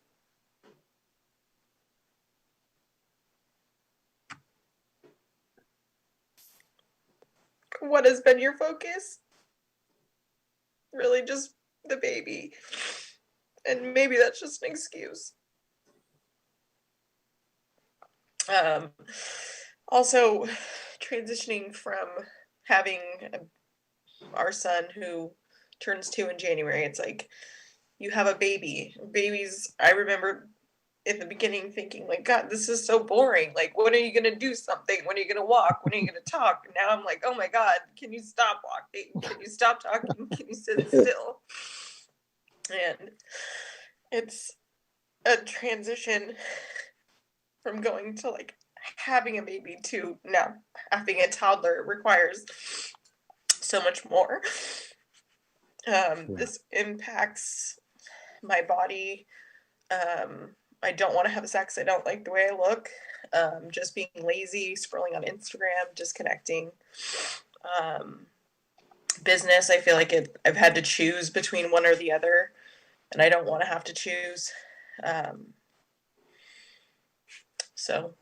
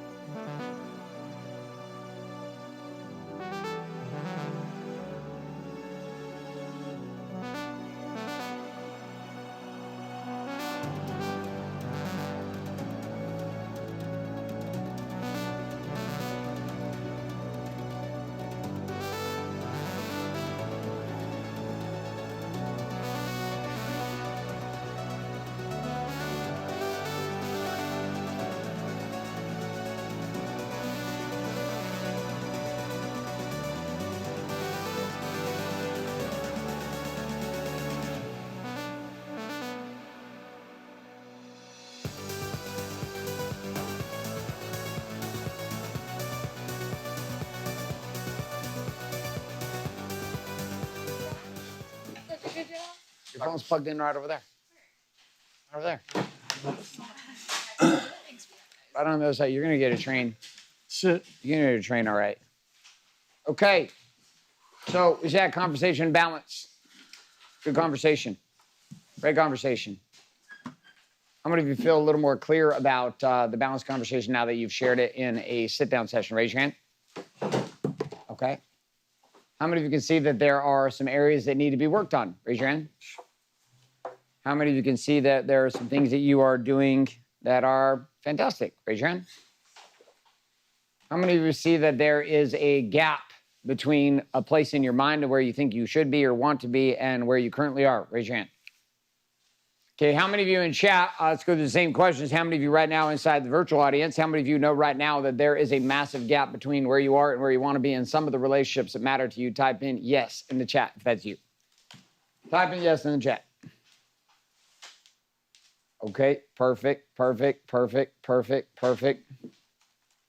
How many of you know right now inside the chat with our home audience and all of our gentlemen and ladies at home, how many of you know right now that your willingness to share the vulnerable truth about your relationships and where they're not at or where they are at is actually leading you to have a more desire to change them? Type in hell yes in the chat if that's you. Yep, it fucking hurts. Some of you are sharing stuff that that's not nice. It's not fun. It's not nice in the sense that not that it's nice. It's not nice to talk about. It doesn't feel nice. It hurts. There's a lot of conversations you've got to have. Like Danielle and I mean, let's ask Danielle. Danielle, how many fights have we gotten into in the last like 10 years? Probably a lot. Like last week or just? I mean, okay, let's make it easy on you. Last 4 weeks. Like disagreements or like fights? I mean, we had a couple explosions, but how many fights have we had in the last, like debates, disagreements? I don't know. I feel like it's probably daily. Yeah, Daily debates. Some of them are debating every single day. Yeah. Every week we're having some kind of collision, and every month there's usually you yelling at me in the kitchen about something. No, there's not. Typically happens. What I have found is last week Danielle was like training for her comp, and she was doing her carb cut. She was cutting all the weight down, sucking all the water and anything else on her body off. So it was just sinews, gluten, breasts. It's just posing and doing her thing. And I came home and it was like 3 nights in a row and I was getting screamed at for nothing. Just being a man. I would argue that it was nothing. Well, okay, cool. I was, in my mind as a man, I was doing nothing. I felt like it was very valid things, but my reaction was way more intense because of the lack of carbs. Got it. And Bailey started giving me some coaching. Bailey, what were you telling me? I looked at him and I was just trying to give him the eyes, like, shut your mouth up right now. You're not gonna win. You want to get laid? Shut the fuck up. And then I was like, I texted him and I was like, hey, Dad, just a little word from the wise, you know, just keep your mouth shut. Just listen and just love. Don't talk. Don't say your opinion till after. We've come a long way. Come a long way in a relationship where my daughter's giving me coaching about my wife and making sure that I get laid. That's why I appreciate our relationship. She's fighting for me. She's right next door to the bedroom, so she hears us all the time. Awful. It's not awful. Yes, it is. Inspiring. Let me tell you, the amount of times I wanted to just die in a hole and put my pillow over me. No. You're inspired by how great we are. Wow. You're great. Don't be, listen, it's all about the frame. We're role modeling to you how life should Some be. music on. We're not be louder than the music. Listen, I have a Lamborghini. It doesn't need a stereo. You just roll the window down. And I got your mother. I got music coming out of both. We're good. The audience knows too much about me. We're Okay, gonna. good. Wife and daughter joining us in the back row for the comedy section. So for those at home that may wonder, hey, is this a real deal? Well, you can stop wondering because we're constant. Half the time we get done with the podcast and Danielle look at me, she's like, I don't know if anybody's getting fucking anything out of this show except for us having therapy. I was like, I know. And we keep finding that the more that we just have therapy in front of everybody, the more that it actually helps out. How many of you have experienced the fact that like we're not even trying to teach you how to do shit? Most of the time we're just like demonstrating how to not do shit and then how to fix it. How many finding that's inspiring at some level? Raise your hand. How many of our virtual audience have been in that situation? Type in me. Type in me. I mean, yes, dude, it's like, it's a circus, right? It's a complete... Oh, God. That's why, like, the more, like, we play it up, like, people, like, look at us and are like, well, dude, are you going to be one of those couples that's going to surprise attack divorce? And I was like, I mean, it would be no surprise attack. You'd see it coming. We would, like, literally let you know it'd be happening. So, like, our world's very open. And this was one of the things that really changed our relationship was the fact that we could be open. And that was the commitment I was talking about earlier, which is some of you are looking forward to a relationship next year or 12 months from now and saying, okay, well, how could I create a relationship to be dynamic and powerful and connected and maybe different than what I currently have, or taking some of the things you have had and taking them to another level. Now, we're going to switch. We're going to go to a different conversation. We're actually not going to jump to business right away. We're going to switch to a topic that is, depending on who you are, how you look at this topic could be the most important. It could be one of the most important. It could be the singular game, which is the topic of being. Topic of being. Not a new topic. Parker, when you hear the word being, what does that mean to you personally, as a man? It used to mean just my connection with myself. Okay. Until I realized that I'm not God. So for me now, it's more of my connection with God, but more so my connection to my listening ability to the voice. So how do I powerfully act on the things I'm being told more so than just listen? Beautiful. Whoa! Jackie, what is being to you? Being to me is my connection with my intuition. To me, that's like creator and that's source. So it's being mindful not to like shut down that voice or let my mind override it because it's a different thing than my mind. Perfect. So I want you to know two different things. Like you can look at the conversation of being, and being can be intuition. Forever and ever, we called being the voice. The reason why I called it the voice was because I had been raised in Mormonism, and for me, that was a practice or a discipline of religion that Danielle and I left in 2009.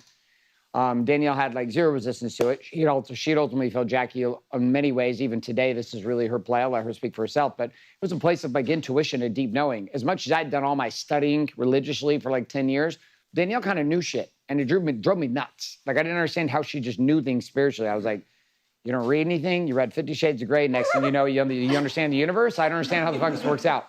Like there was a confusion to me. And so part of how God worked with me in 2009 through 2000 and probably about 2021 was God just stripped the labels off everything. Stripped all the labels. Not a Christian, not a Muslim, not a Jew, nothing. Just stripped all the labels off and said, here's what we're going to work with, the voice. And I'm going to teach you to trust a voice. And that voice is my intuition. That voice is my higher self. That voice is God speaking through it. But that voice is somebody who tells many of you to be here. It's what told you to be here. Those online, it told you to be here. It told you and encouraged you to be part of Warrior. It told you, encouraged you to invest in being here and to come learn the processes. And our ultimate goal inside of stacking is to unlock this voice and this connection and this conversation in a really powerful way. But for everyone, it's going to be different and it's going to evolve and it's going to constantly evolve. For some people, the God is Jesus Christ. For some people, Jesus Christ is God. For some people, God is God is God. For some individuals, it's the voice, it's my intuition, it's the universe, it's powerful. Whatever it is inside of it, this conversation gets to be exclusively to you. There's no forcing it. People watch what I'm doing and the evolution I've gone through, and I'm not saying it's the right evolution. I'm saying it's my evolution, which means it's right for me. That's it. What's right for you is up to you. For a long, long time, had you ever spoke, like you even referenced the words of Jesus or the Bible, I was like, go fuck yourself. I wanted nothing to do with it. I didn't want to hear about it. I didn't want to talk to you about it. I didn't want to have any conversation with you about it. It was not part of my play. I was much more into it, intuitively connected to Buddhism and Hinduism and really studying the idea of spirituality from a different frame. Interestingly enough, where I started to actually find a deep relationship with Jesus Christ was in Hinduism, which was like odd because I'd been raised in a place that talked about Jesus Christ my whole life, yet I really had no connection with that relationship at all. It was very surface, it was very disconnected, and it was not something real for me at all. So I studied in Hinduism about Krishna and Arjuna, and all of a sudden I started to have this relationship with this being in India who was looked at as the Christ in India. And it was this interesting backdoor approach. Now, if you ask somebody at the time, back in the day, I was like almost like terrified to read it. Like Rachel, I'd be like walking around hiding the book inside of the book, reading the Bhagavad Gita and like just going, oh, dude, no, anybody know I'm reading this? Like it was super uncomfortable because the place I was raised and the way I was raised, it was like, this is the way, it's the only way, this is the only way, and everybody's trying to get to this way right here because we have the truth. We're the ones, we only have the truth, we're the only ones with the truth, everybody else has no truth. We have all the truth, they have some truth, you should come here and get all the truth. So there was this weird place for me to be growing up, trying to unshackle myself from this narrative, which is I hold all the truth. And at a certain level, there was this truth that God was trying to get into me, but I had to be unshackled from that for me. That led to a deep awakening in my family. And I mean, Parker, how much have I forced you to believe in God? Zero. I mean, you've been an example. I used to think that you would force me to, except for the fact that you were just standing as a very strong example. So I would blame you for the fact that I didn't have a connection. Realizing now, it's the same way with the app. So it's like when I see a powerful example, it reminds me of the connection I don't have. So I'll blame the individual versus trying to actually better my connection to be more like that individual that I see. Who led us to Christ in our house? Bailey? Me? But, I mean, it's been like a big spiritual journey because that was never forced on. Like, I knew, I mean, you know, I just knew like there was God, there was Jesus, whatever. But I think I went through my own spiritual journey of going really hardcore in the Christian church and a non-denominational church. And then also, like, I've always been really in tune with like energies and crystals and like my intuition and stuff. And so it's like I kind of have a mix of things. And now I like, for me, it's kind of, I have a relation, because labels started fucking me over too, because I had some negative experiences in the church. And I was just like, you know what, I can't like blame people. It's like an AA meeting. Everyone's there because they have their reasons to be there, right? And it's not like necessarily positive or toxic environment. It's just people going through shit. So if, like, for me, it's now like less labels. It's like I have a relationship with Jesus, and I also am very spiritually in tune with myself and the energies around me. We went as a family for the first time ever. We started going to church like 2 years ago. And it was because of Bailey. Bailey wanted to go. We were hoping she had to have a positive experience. We were like, oh, this is positive for her. We don't really care, but we'll go because she's like excited about this. And that seems positive for her. And we're trying to help her find a direction. So we went as a family, and that was our path. And we went, we were excited. We were excited because we were there as a family having this family experience on Sundays. And of course, like everything, I get excited about something and I start promoting it. I'm like, hey, we're going to Ocean Church to come and talk about Jesus. Next year, hey, I'm getting high as balls and journeying with plant medicine. You should do that too. So people aren't really sure what to do with me. They're like, I don't know what the fuck to do with this guy. I'm like, well, whatever is going on for me at the time, I'm going to share it. My being path is very nebulous, it's very fluid in what it is. And so part of our path was pursuing it. And then we had some situations go down with Bailey and some boys in the church and some situations that just like, I mean, just set me the fuck off. So like, I didn't know how to do it. So I was like, all right, fuck all churches. I'm done with this. And like pushed it away. So there's really been this interesting path. Being for me is evolving every year. Every year it's becoming something better than what I thought it could be the year before. But what I'm noticing is I have to own the truth about whatever that is today. Whatever it is today, I get to own what that is. And then whatever that is, now I get to ask permission from God and say, okay, listen, what is that relationship in the universe or my intuition? Because here's the thing, it's crazy, Jackie, for me, like people say, well, how do you know God's talking to you in the stack? And I was like, well, because I know. And they're like, well, what if it's not God? I said, well, then I'm really good at this. Talking to myself here. And maybe I am. Maybe I am talking to myself. They're like, well, how do you know God called you to do this? And I was like, I don't know. I feel like God called me to do this. And they're like, well, what if you're wrong? I was like, I don't know. It seems to be working. So maybe I'll just keep doing that. So sometimes it's difficult. Danielle and I will talk about this all the time. We're like, well, you know, is it God? Is it me and my higher self talking to me? I'm more convinced that there's like this being or this power's energy of God who kind of speaks through this soul called me. And somehow we're interplugged and twined. And so a lot of the guidance is actually me kind of talking to me, this future version of me saying, hey, bro, listen, I like you a lot. You are me, but you're kind of fucking it up. So stop these 3 things, do these 2 things, and we'll end up in the promised land, and more of us will be shown like chiseled away from the statue. If you want to chisel away more granite, do these things. Somehow God's intertwined and all that. I don't really know what that is. I'm deeply in love at this time with this idea and this narrative of God the Father. Like for whatever reason, it's kind of a real thing for me. It's actually more exciting to me than Jesus Christ as a conversation. For some people, they hear this and they go, oh, that's weird, you know, it's wrong. And I'm noticing no matter where I go in being, somebody thinks what? You're wrong. I'm wrong. Doesn't matter what I do. Doesn't matter what I say, you're like, oh, you're fucking wrong, dude. That's not how it is. I'm like, oh, man, really? Okay. The worst is the people who this year are like, oh, yeah, dude, he's in. He's the guy. Yeah, dude, that's awesome. Perfect. You totally get it. Then the next year, I'm like, no, I don't really follow that anymore. I'm doing this. And they're like, oh, God, now, really? Really? Now you're the Antichrist. I don't know what the fuck to do with you. I'm like, okay. So in the end, the piece I'm looking for you and being is a reality check on what is for you. And I want you to consider that part of the greatest power of, quote, not giving a fuck about what other people care about or having the courage to do what you know you're required to do has less to do with not giving a fuck about what everybody else thinks about. It has to do with you giving a fuck about what God says to you. Here's what it is to me. We sit right here in this room. My guys are investing $100K a year to be in this group. We have debates and battles. We got pastors. We got all kinds of crazy shit goes on in this room right here. Just happened last week. And at the end of the day, everybody aligns on one simple truth. All of us know that lying is a problem.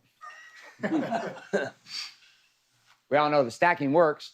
We all know the core 4 is powerful. We all know that the door is a productivity tool that we love.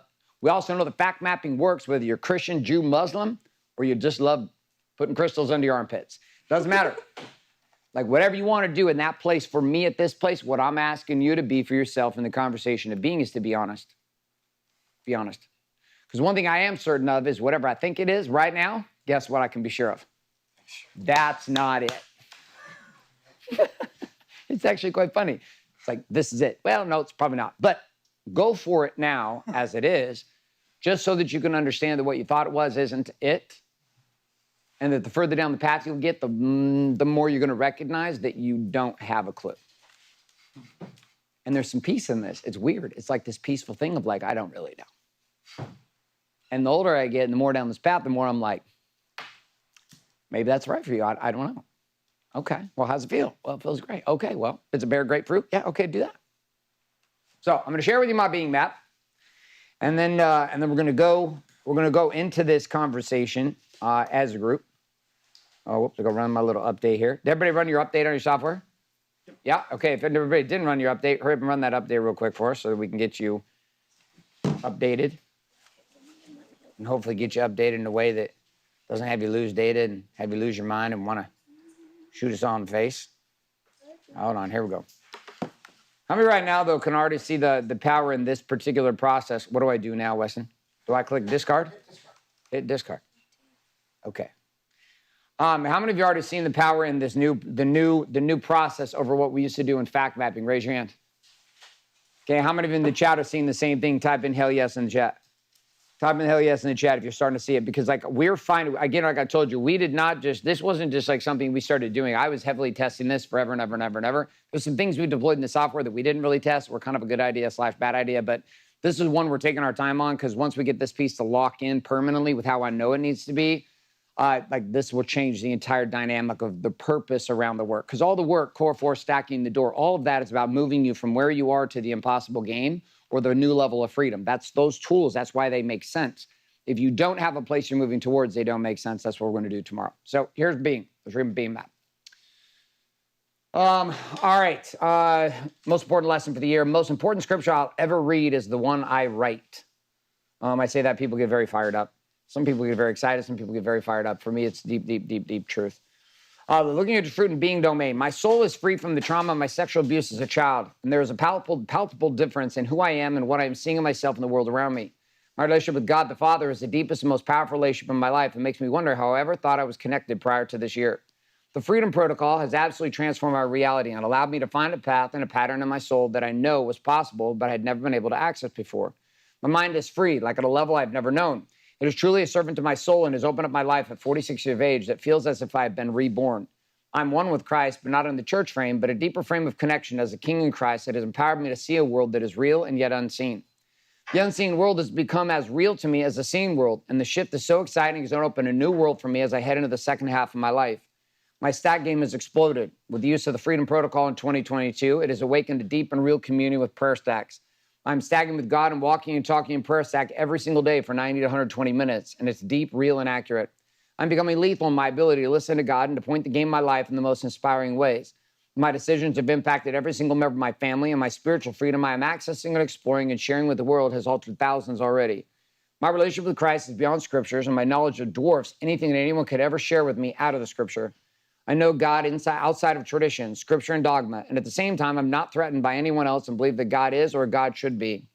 I'm learning to let go and trust God in ways I've never trusted him in the past, and I'm also learning that in my surrender, I'm not finding defeat, but rather I'm finding the opportunity, I'm finding victory. I'm in communion with God. I've searched my entire life for this way of being, and I finally found something that is real, connected, powerful, in a relationship with a power that is beyond anything I could have ever known before. What does this feel like? Liberated, empowered, connected, free, unified, confident, clear, aware, awake, and free. What's been your focus? Story 1, Christ was more than a savior, but rather an example of a pathway to God. 2, if the tool or technique produces potent and real fruit, then it is real and true and from God. 3, I will know God by how I feel, not from what is right or righteous. 4, God desires to know me, connect with me, and be with me as I am, but at the same time is calling me forward to a new me. 5, submission is the gateway to power. 6, the Freedom Protocol of plant medicine is real and something I want all to feel. 7, God is way bigger than the box that I truly put him in, and no matter how much I think I know in the end, I don't really know. 8, there is no end to the eternal nature of who I am and who God is. 9, I will do whatever is required to pursue God and find him in whatever process is required. What impact has being had on body? I'm seeing my body for the first time as a vessel for light and truth.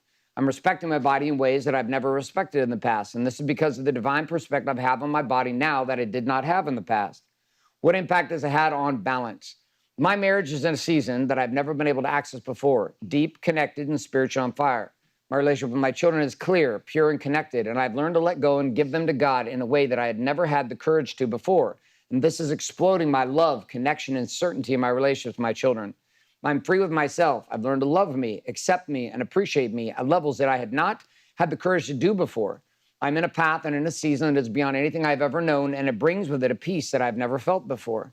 I see and feel my children as souls, and this has led to a different level of connection with each of them, and has driven my desires to see the game of life from a different frame in a different way, and has opened a future of my children that feels real, and for the first time I can see a true path to a family unit that defies logic. What impact on business? I've learned to let go. Just like with my kids, the message was simple this year, over and over and over again, let go. I have let go of outcomes and leaned into the movement, trusting God to guide the game in ways that I could not have done before. And there is a level of peace that has entered this game that is sparked by shifts in me and how I see myself spiritually. I can see the next 30 to 50 years with Warrior, and it brings peace to my heart and mind and allows me to feel into the structure, strategy, and angles of Warrior as a business that is empowering us to rise as a unit. My willingness to let go has awakened the team, and I've given them to God, just like I've done with my family, and I'm watching him wake each of them up one by one, to the point they are starting to see the path of the future themselves, finally. Massive pivots were made this year in stacks, prayer, meditation, and trust. And in that trust, or in the frame, I'm starting to see a unit that's forming and profits that are building that have taken a decade to position us to receive. What are the thoughts you have in freedom and being? I love my life. I love God. I love my relationship with God. I love the fact that after being raised in the, quote, right church, I've been able to break free and find a path to God that is beyond scripture, beyond religion, and beyond interpretation of any man. I have direct communion with God, and everything else is secondary noise outside of that relationship. Bondage. Most narratives of religion, Christ, and church are still in my mind. And there's a tendency to feel triggered, enraged, and furious when I'm in this situation of even having a conversation with others about God who sit in that frame. I'm very aggressive with my words with pastors and bishops and leaders of churches, and I'm not sure if this energy is productive or even necessary, and I'm sure at some level it's not helping me at all. I struggle to allow others to, quote, stay in their box when it comes to Christ, and it always leads to some type of collisions with me. I struggle to allow others' opinions at times and not trigger me, and when people call me a Christian, I get angry because of my current narrative about what that title means. I still harbor a ton of resentment in my upbringing of Mormonism and want nothing to do with it. So anytime I'm associated with anyone who's very religious, I have to conscientiously choose to let go and not start an argument. I devalue the Bible and other scriptures too quickly, and when someone starts reading me scripture quotes, I lose my shit and I want to argue and debate. I've been unwilling to be the spiritual leader of my home, and this has led to impact on my soul in a very weak, and as every week passes, as I am not choosing to lead my wife and children at the level I know I could and should. How does this bondage and being make you feel? Shallow, immature, ignorant, arrogant, selfish, weak, sad, angry, and irritated. What's been your focus? Story 1, religion is a prison and I hate prisons. 2, my calling is to smash the box of ignorance. 3, before the Bible, God was. 4, I'm an assassin called to smash the box of incarceration when it comes to God. 5, religious people are idiots. 6, self-righteous Christians enrage me. 7, God is in all things, not just in church things. What impact has this bondage had on your body domain? Unnecessary stress. Debates and arguments that lead to frustration, anger and confusion that lead to stress. There's not been a ton of impact on my body, but there's definitely been an impact on my mind, and that has been significant at times this year. What impact has this bondage had on balance? Distancing from family members, disconnection from church friends at Ocean's Church, disassociation with Pastor Mark at Ocean's Church, disconnection from the men's group at Ocean's Church, no more Sunday service with the kids and my wife, lost Sunday activity with the family because of no Sunday service. What impact has this bondage had on business? My negativity with the church has pushed away many strategic partners with Warrior, and the spread of the Warrior's way into the lives of thousands. My desire to battle about the spiritual way has created confusions at times in our message, and at the same time has created the container for some very deep conversation.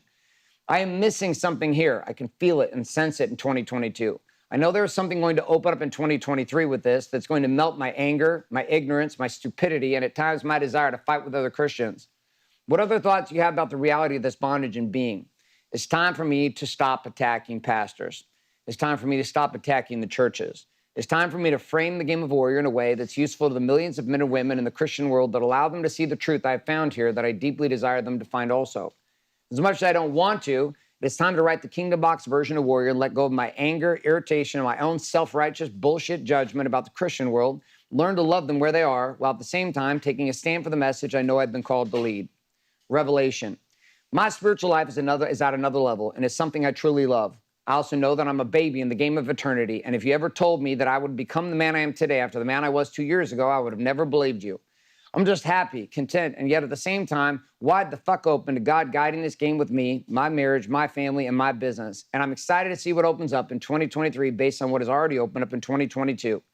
I smile when I think about just how amazing my stack game has become with prayer stacks and how my relationship with Christ and God is so real for the first time in my life in a way that truly feel like they are my friend, father, and brother. It's not like a God in the sky situation. It's a God within me, and my meditation, prayer, and study via the prayer stack has unlocked revelation, direction, and power in ways that most men do not believe is even possible. Hell, I didn't believe it was even possible. Lessons. What are the primary lessons? God will give a man what he's ready to receive, nothing more and nothing less. God is a guide that is waiting for men to submit and rise to the journey of eternity. Christ is calling, and Christ is a calling, and Jesus obtained that calling in this life. We are all gods in evolution, and every day that goes by, we unleash a bit more of that divinity. No man has the authority to tell me how to believe that is bigger than God's direct revelation to me. The most important scripture I will ever read is the one I write.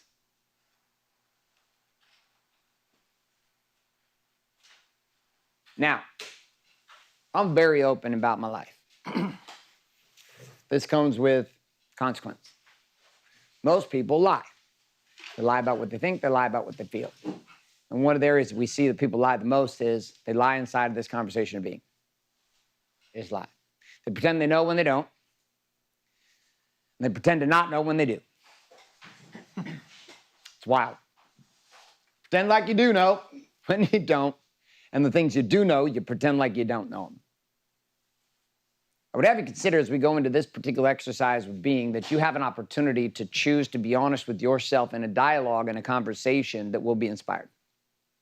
If you'll allow it to be. If you'll allow it to be inspiring to you, I promise you, there's a power. Doesn't matter what you call it. My experience is you can call God donkey. Doesn't matter. You can call me whatever you want. It doesn't change who I am just because you labeled me or called me something. There is a power that operates inside this game. It's a power that's allowed this game to even exist. It's a power that unveiled what the Warrior's Way was here at Wake Up Warrior. It's a power that has liberated tens of thousands of men and women and their families by learning to live the Warrior's Way. Warrior's Way are just tools. They're tools. They're weapons to uncover you. That's it. And consider that this relationship, more than a relationship with your spouse, more than a relationship with your children, more than a relationship with your partners in business, than your clients, more important than anyone else in this world, if you don't get this relationship nailed with you and this higher power, whatever you call it, and however you label it, and whatever it looks like, and whatever structure it shows up in, if you don't get this one right, you don't get this one nailed, you don't lean in and trust this one, your stat game falls apart, your core 4 game falls apart, your ability to envision the future freedom that you're searching for becomes erratic and becomes sporadic. Your entire world starts to slip through your hands. We've watched this happen here, Warrior, for the past 10 years. Men who stand in a powerful way of actually being honest about where their beliefs are and where they are, what they know and what they don't know, give themselves permission to search for something new. Search for something new. And for me, that's all I've been after from the very beginning. I'm just a seeker. Don't care where I'm finding it, where I'm searching for it. Doesn't matter to me. What I'm interested in is truth, and truth in a relationship of communion. That's what I've been after. So you strip all things down. Every guy that's ever succeeded here in Warrior, it's because of this connection.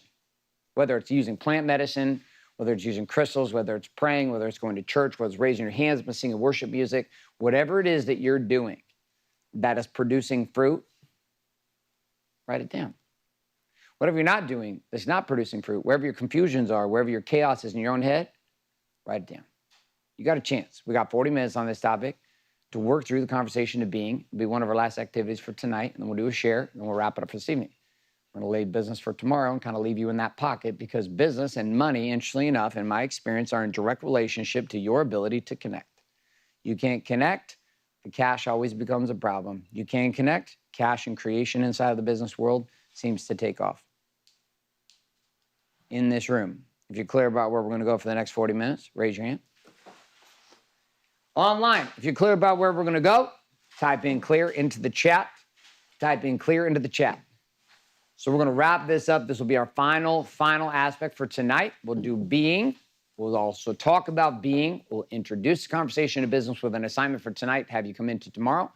And for now, though, you got 40 minutes to work on your own. Give me some softer music instead of our club music. And give you guys a chance to go into that. But we're going to do that by getting ourselves grounded. So go ahead and close your eyes. Close your eyes. Close your eyes at home and here in the studio. Close your eyes. Close your eyes. Close your eyes. Close your eyes. Sit back in your chair. Let's go ahead and take a deep breath in. Deep breath in, number 1. And release. Deep breath in, number 2. And release. And deep breath in, number 3. And release.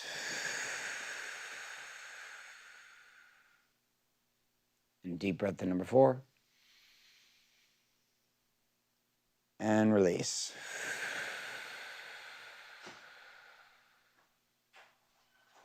God, over the next 40 minutes, here with each one of these men here in person, these women here in person, and the men and women virtually with us around the world tonight, Father, I ask, no matter what the title is, no matter what the narrative has been, no matter what the tradition has been, no matter what the dogma that has worked or has not worked, no matter what the belief or the narrative has been up to this point, no matter how these men or women label you, call you, speak to you, or even in this point, hate you, despise you, or reject you, inside of this place, Father, I would ask for a spirit of truth to be here.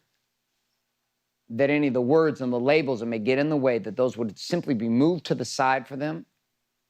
That what they would search for over the next 40 minutes would be a truth in this relationship with you as this higher power, the creator of all that is with them. That this communion that I have felt, Lord, that I have found for myself, God, that you would help them find a pathway to this. That this certainty that they're looking for, that affects their stat game, that affects how they parent, how they deal with their relationships, and how they deal with money in their business and their entire life, that there would be a moment tonight as they're working through this, just a moment tonight as they work through this next 40 minutes and they go through a share and we wrap up for tonight and they go home this evening and they lay their heads down on the pillow. There would be some moments between now and then where they would feel this peace. That this peace would expose and that this peace also would awaken. That this peace would find itself pouring through their fingers, that it wouldn't be about how much they type, but what they type over the next 40 minutes. That they would have the courage to be honest about some of the pain and some of the frustration inside of this relationship or the past experiences with religion and with God as a topic that has them persecuting and pushing it away, just no different than I have, Father. We ask for that guidance here as we begin this particular exercise. We ask for the space to be here over the next 40 minutes and into that next 20 minutes of share. That over the next hour, Father, you would be here, that you would clear the space, clear the chaos at home, that the people in their world that might be distracting them right now, that they would just be simply pushed to the side. And as they jump into this activity, they will be able to do it with peace and connection and be able to do it in a way that as if they'd spent the whole day working in this particular category as our prayers, we begin this particular activity. In Jesus' name, amen. All right, here we go. Pull up your laptops, get up your iPads, online. Gentlemen and ladies, you got 40 minutes on this one. Work through it. We're going to play a little more peaceful, soft music as you work through this particular activity. We're moving into the conversation to being in 3, in 2, in 1. Off we go. Right, all right, all right. Wherever you are, it's great. Stand up in my room. Stand up, stand up, stand up. If you're in my room, you're going for a mini walk. So mini walk, not all the way around the block. I need you outside my room. Get some cold air. Here we go. Out my room, out my room. Let's go. Walk and talk it, walk and talk it. Jeff, short walk, 3 minutes, 4 minutes, and back. All of you virtually, we got some conversation to have. But before we do that, bring up. Let me see the display board up there. We just sent them on their walk. Actually, I got them right here. We're good. Gentlemen at home, ladies at home, stand up. Stand up, stand up. It's your last part. Let's go. Stand it up. We got like 40 minutes together, 30 minutes together. What time is it? We got like 35 minutes together to wrap up for today. But we got to get ourselves moving a little bit. So let's go. Let's go. Here we go. All right. Arms moving here. Up. Up. Up. Up. You got one more share tonight, gentlemen, and then we are done. All right. Here we go. Arms this way. Arms like a golfer. Here we go. Bring them up on the main screen so I can see them. Arms like a golfer. All right, here we go. Arms straight out. Now we're going to see how your ankle flexibility is. Arms straight out, arms straight out. And, air squat it down, and back up. Oh, I like it. Air squat it down and back up. Oh, I like it. Air squat it down and back up. Down, up, down, up, down, up, down, up, down, up, down, up, down, up, down, up, down, up, down, up. All right, here we go. Take your hands. I want you to go on your chest. Down to your stomach. Take it down your right arm. Right arm, you got one more share tonight. We are done. Here we go, down the other arm. All right, beautiful. Here we go on your legs. Get some of that blood back in your body. Get it moving around. Other leg. Beautiful. All right, little on the cheeks. Here we go. Little on the cheeks. Here we go. Little on the cheeks. Here we go. Oh. That's right. This P cross right here, Lisa. P right here. All right, beautiful. Go ahead and have a seat. Okay, we're going to move you guys into your workout, your breakouts right now. We're going to go 20 minutes. 20 minutes on this share in being. 20 minutes, we're going to go up to 4 or 5. 20 minutes, we'll be back for some final thoughts and done at 6 p.m. We got 35 minutes before we're done for tonight. So do not bounce. Give yourself a chance to talk through this. If you're clear about where we're going to go here for the next 30 or next 20 minutes, type in clear into the chat so I know you're clear. Type it in, type it in, type it in. Well done. All right, here we go. We got our shares moving in our groups in 3, in 2, in 1. Off we go.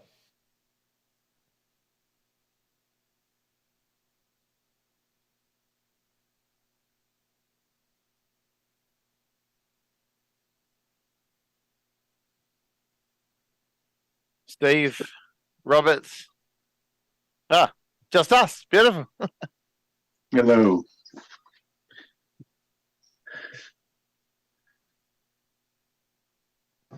So are we supposed to read our whole thing? I think it's either way. Talk about it, read it, probably either way. Okay. It's easier to talk about. It's easier to distill. My optics of faith and religion were based around the Catholic faith, which I think has a lot of beautiful things. But when you talk about the Catholic faith, and this is where I start to deep dive, is we're dealing with our connection with God that has been built on a lot of, I'm going to say, a very predatory model in a predatory time that has been shifting over the years. It was needed, or people would be going out killing and raping each other. This is why Constantine put it into effect, and it was a wise move, spiritual even. But the connection with me and God has always been different, where I've been trying to understand love. I've been trying to understand truth. And like any other faith, if you leave a certain church, then everybody shuns you.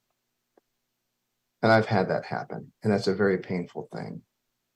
And at the same time, you have a number of different Protestant churches, and I'm just going to call them Christian churches because the protest happened a long fucking time ago. It's done. All right. That everybody has their take on the sauce. It's easy to pick on Rome, but even Rome, nobody hears of the Eastern Church. Nobody hears of the Coptic Orthodox Church, the Ethiopian Orthodox Church, the Eastern Rite, or the Greeks. They all have their own fucking pope. They don't answer to Rome. So everybody has been trying to figure it out from the beginning.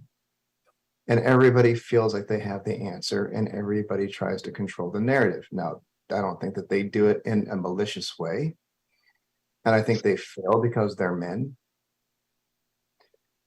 But at the same time, everybody shatters and scatters because everybody's trying to control the narrative because it fits into their optics, because there's a resistance. I've just been trying to find God because I have a lot of hurt and a lot of hate. And I do, like Garrett, get triggered. And I know enough about the theology that I can have people look at themselves, but I even fucking hate having to go through trying to prove. There's a church down the road here called Sojourn Christian Church that I want to belong to. But I don't believe in sola scriptura, because that is the Euro narrative. It's Euro Jesus. Roman Catholicism is Euro Jesus. They don't understand that there's different Catholics or different Orthodox Christianities that have different books that even the Church of Rome doesn't have.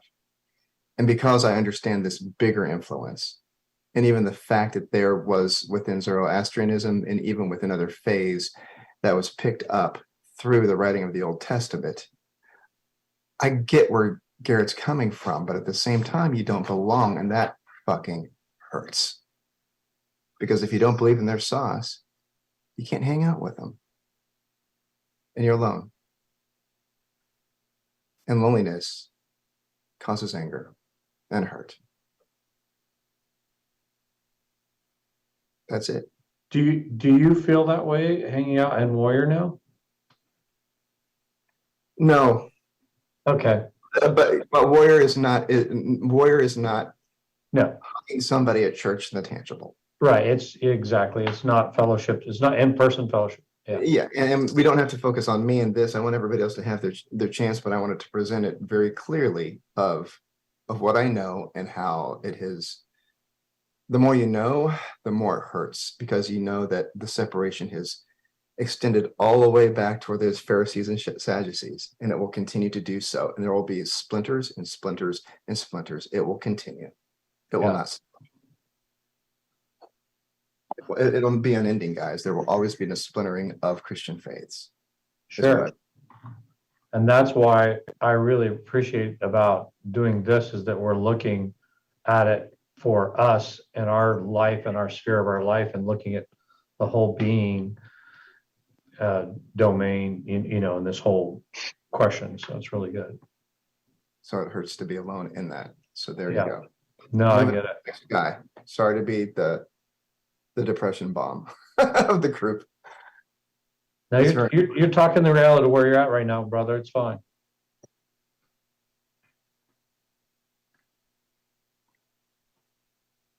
I'm good. Next. So mine's a little shorter. I'll just go next. That it's you can I have a full page of stuff written and everything, but I really think what mine can be kind of distilled down to is I've been at this for about 5 years now, and I'm in a very good place where I feel like I do have a good relationship with God. I do have a good relationship with God as my creator, recognizing God as my creator, that we are all connected to God and created by God, and that all of life is given to me as a gift, right? There's nothing that is put before me that I can't handle or that I'm not supposed to have in front of me.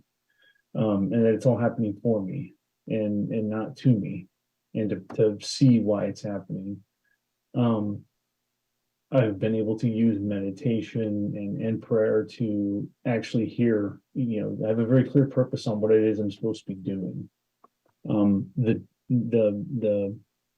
The bondage that I have is this lingering doubt that I need to go all in and just do what I'm told is my purpose. So I know what to do. It's told to me over and over and over again. And I'll do some of it, and I'll do it some of the time, and I'll see that it works, and I'll see that this is what I'm supposed to be doing. I know in my heart this is what I'm supposed to be doing, but I don't go 100% in.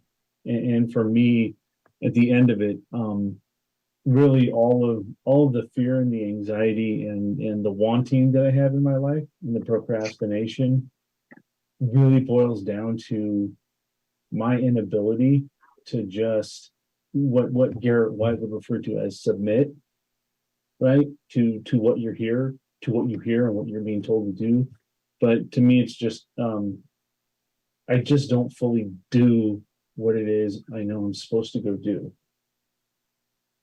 And it's based on this fear that, well, I'm not qualified to do it, or people will reject me if I go do it, or people will make fun of me if I go do it. And I know none of that's true. I know it's all bullshit, but man, it just sticks with me in my head.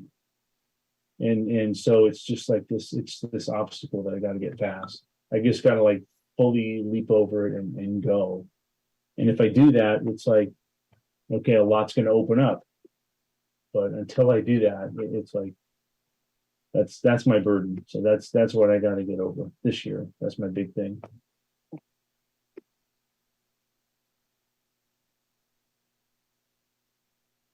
Okay. Thank you. Thank you. It is a burden, knowing the next step, knowing the call, and working through it and how to get through it. Who's up? I'll jump in. I'll do it. So, kind of nutshell, my situation is, I grew up around the church, the Episcopal Church. We went to church some weekends, and we listened to the sermon, and then we'd come back a week or two later, and then we'd do it again. And so there was familiarity, but there wasn't I mean, it just wasn't really a part of my life. And I spent most of my younger adult life kind of, in the same boat that I did, in politics in my 20s, where I kind of knew more or less what I believed and felt, but I couldn't get into a conversation. And God forbid somebody should strike up a conversation, I would shy away because I just didn't have the knowledge. I didn't have the understanding. I didn't have the depth to it. In the last couple of years, my faith has been much more of a forefront of my life. I've read, I've learned, I actually found a church that I like and I'm going to regularly and getting to know. But what I would say is I have belief, but I don't necessarily have certainty. I have a lot of questions. And so now, I mean, everything that I do, whether it's warrior, whether it's work, whether it's, rehabbing a house that my wife and I just inherited, the thought and the presence of my faith and my belief is kind of ever present. But I still have lots of questions. I have dumb questions. I have questions about aliens and travelers. I mean, just dumb questions, that shit that pops up in my head. And I guess the big difference now is that in one form or fashion or another, God is at the forefront of my mind in almost everything that I do. So while I may not have all the answers, I continue to ask questions. And by asking those questions, it keeps God where he needs to be. And ultimately, if I continue to do this exercise, instead of feeling like an imposter, and God forbid we have somebody get into a deep conversation, Mark, I heard everything you said, but I mean, like, I'm just sitting there wowed by the amount of knowledge that you have. And I'm like, I don't want to get into a conversation like that because I am so not there, so far behind, so to speak, that it's intimidating to me. But I guess the realization or revelation that I had is, as long as I continue to ask questions and as long as I continue to keep God there, then I'm going to continue to move forward. And ultimately, the goal is to hear what God has to say to me, to have that, to develop that certainty, that understanding that goes beyond, just reading a chapter because it happened to be on the list for the week or whatever the case may be, is generating that depth and understanding that goes beyond that logic sensor, that logic filter that I have, that I know that I have, that I'm trying to push through into more of really that just understanding that faith is called faith for a reason. It's a different word than proof or science or any of the other things that go along with that logic filter that I continue to just stumble on.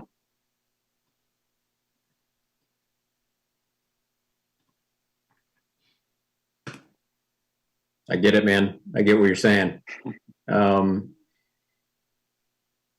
Yeah, I think this piece has been my biggest improvement over the past year. I went on a 25-year.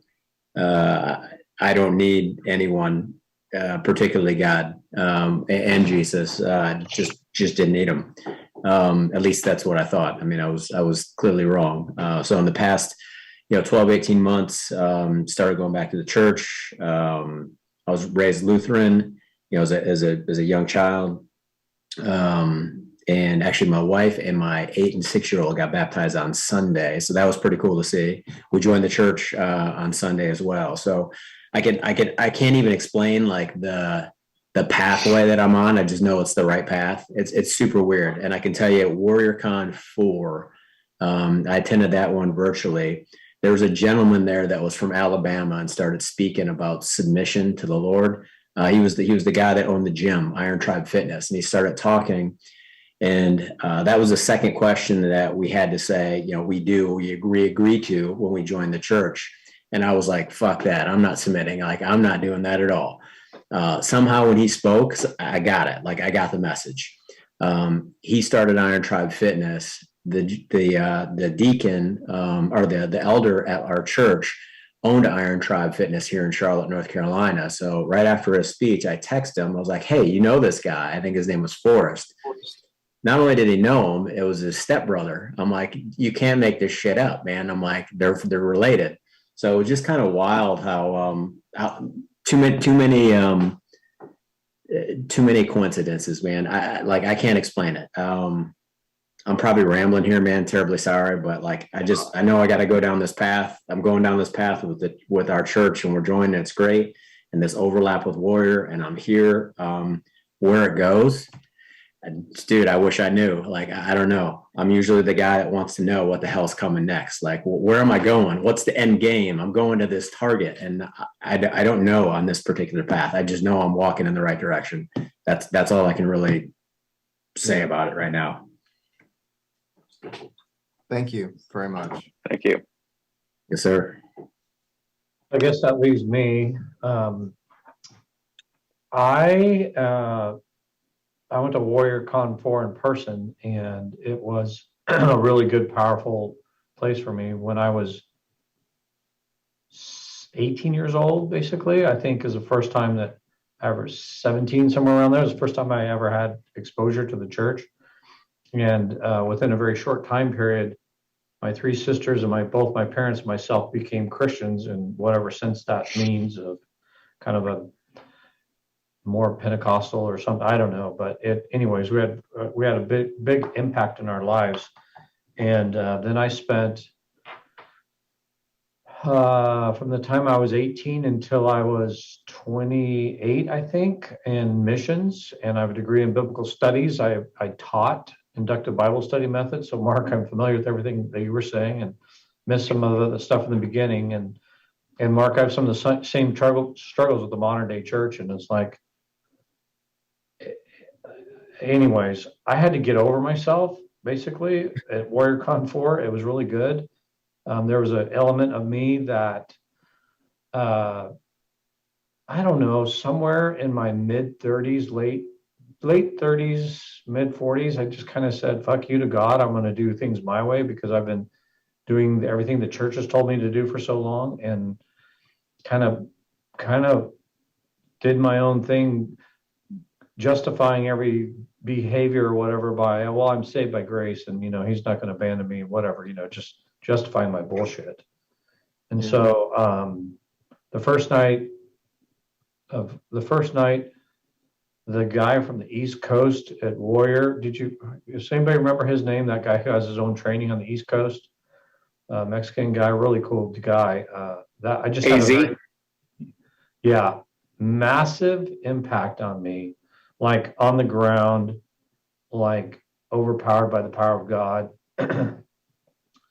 and basically just like repented of saying fuck you to God. It was really cool. There was an older gentleman there in person. His name's Scott, and he was a pastor and everything. And I didn't know who he was. And in the breakout group after that thing, I just kind of shared my story and everything. And it was good he grabbed me.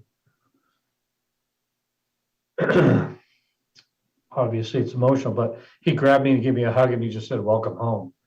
And for somebody that knows the truth and teaches, and my gift is teaching and preaching, I don't do that. I've owned a business in the Xerox world for 25 years, but it kind of this whole thing has brought me full circle. And so my whole being map changed a lot, and I'm trying to figure out how to incorporate my knowledge of teaching inductive Bible study. Basically, what did the Bible mean to the original reader, and how do we apply it to ourselves today, rather than making scripture tell us what we want it to say. Anyways, so I'm excited in my next phase of life, since I sold my business last year, to figure out how to incorporate the stuff that I've learned through Warrior and business, and then my inductive Bible study method, and just using those skills to help people, help myself, help people understand how it all works together to the best of my ability. I don't have the answers, that's for sure, but at least I can make you think. There's a gentleman. I was I'm a Navy guy, and we went to the Army Navy game at a friend's house this weekend. Random guy, just met, and he does like this company called Halftime, and it's based on a book. If you've ever heard about that at all, but it's essentially going from success to significance, at the halfway point in your career. And so we ended up striking up a conversation, and it was just I mean, and then we looked up the website, and they started quoting Ephesians, which is what we're studying in our community group right now. It's like another like weird connection point, man. But I think it's worth checking out. I can't vouch for it yet because I heard about it and he started talking about it. I'm like, it just makes sense, right? You're like, you build up all these skills and abilities, and now you're like, I have all this stuff. Like, so what? Like, where do I point it to now? Right. And that's what a lot of that's in the book. And then there's the training company, all that fun stuff like that, which it just seems like there's some kind of connection there. I don't know. That's why I brought it up, man. Thank you. I really appreciate that. Thank you. Yes, sir. Thank you guys, man. I appreciate it. Most important to me, if you guys can shoot me your names, it's Mark Pareto. Just shoot me in a private. That'd be awesome. I'd like to get in Good contact. copy.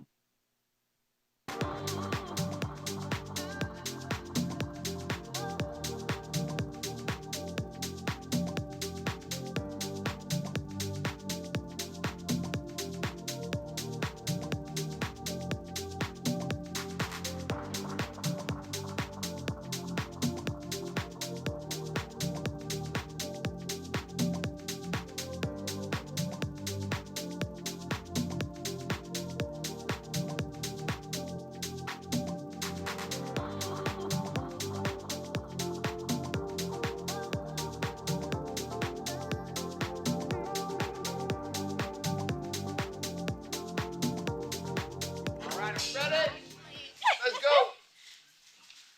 Give me Jeff Buski. Give me Gates Adams.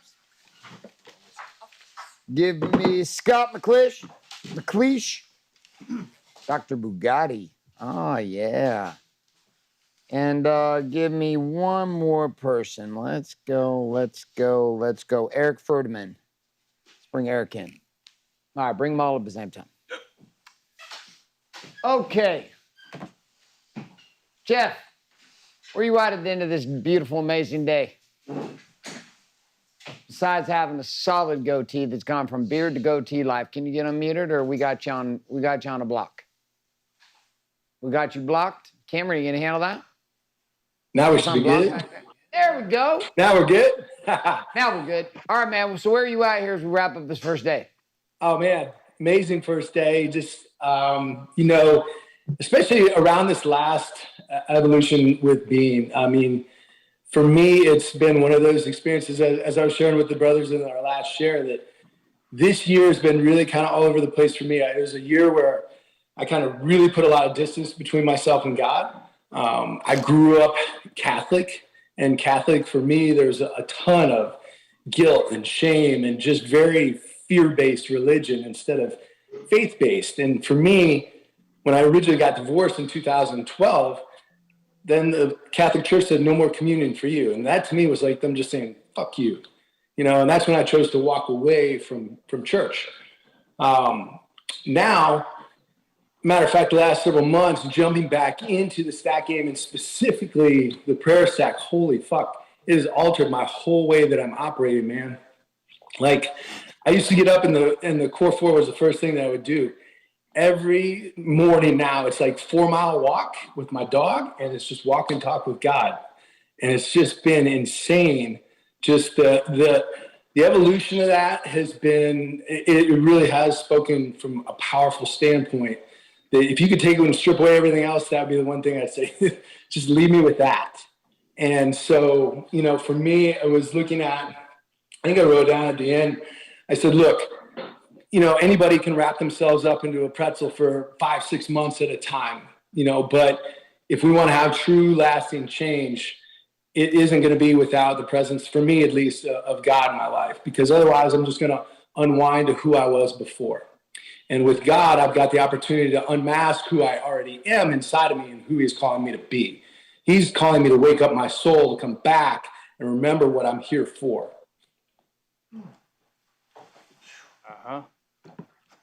Fuck. Boom. Hey, Sammy's like dying over here, so call it out. Yeah, who clap? Boom. All right, you know what to do. He just talked about God and his love for God. Type fuck in the chat. Let's go. You know how we do it here at Church Warrior. But it's like to give a fuck out to our brothers for their wake up call. It's like welcome another brother here into the council. Fuck you. Yes. Okay, Jeff, well done, man. Beautiful share. You know what? I'm finding the exact same thing for me. Like I can't even fathom, because last year that wasn't the case. Last year, prayer stack, I think Weston was the one who actually introduced that and said, like, prayer stack. Wasn't it you who said we should do a prayer stack? I don't know. That's all right. We're going to give you credit. Weston was the reason for it. Congratulations, Weston. When we went down, so we didn't really know what we were doing with it, Jeff. We were just like, well, all right. Like, okay, we'll try it out and see how it goes. Now, the introduction of like plant medicine and meditation and prayer and disconnection and living by the code and all these years of stacking practice, as guys we've noticed who have gone through all the other reps, prayer stack has become this active communion on a daily basis. And bar none, it's the same conversation. All of council, all of this year, all of my one-on-one guys, all the guys who've been actively living inside the stack game all say the same thing. Once they've gotten to the prayer stack, they're like, oh man, I think this is the whole reason why we did all this work, was just to be able to find this. So beautiful job. Thank you for sharing tonight, Jeff. Go ahead and kill Jeff's camera. All right, let's go. Scott, what do you got, man? Where you at? I'm feeling exposed. You know, I felt exposed in all the other areas, but this one in particular came out for me. And there's a part of me that feels so connected to God, but there's another part of me that feels disconnected and angry and pissed. And so to try and own both of those sides and try to bring them together is what really came out for me in this. Yeah. How many of you in the chat can relate to that? The idea of feeling leaned in, but at the same time, like pissed off. Type in hell yes in the chat if you can relate to that. If you felt it in the past or if you feel it even now.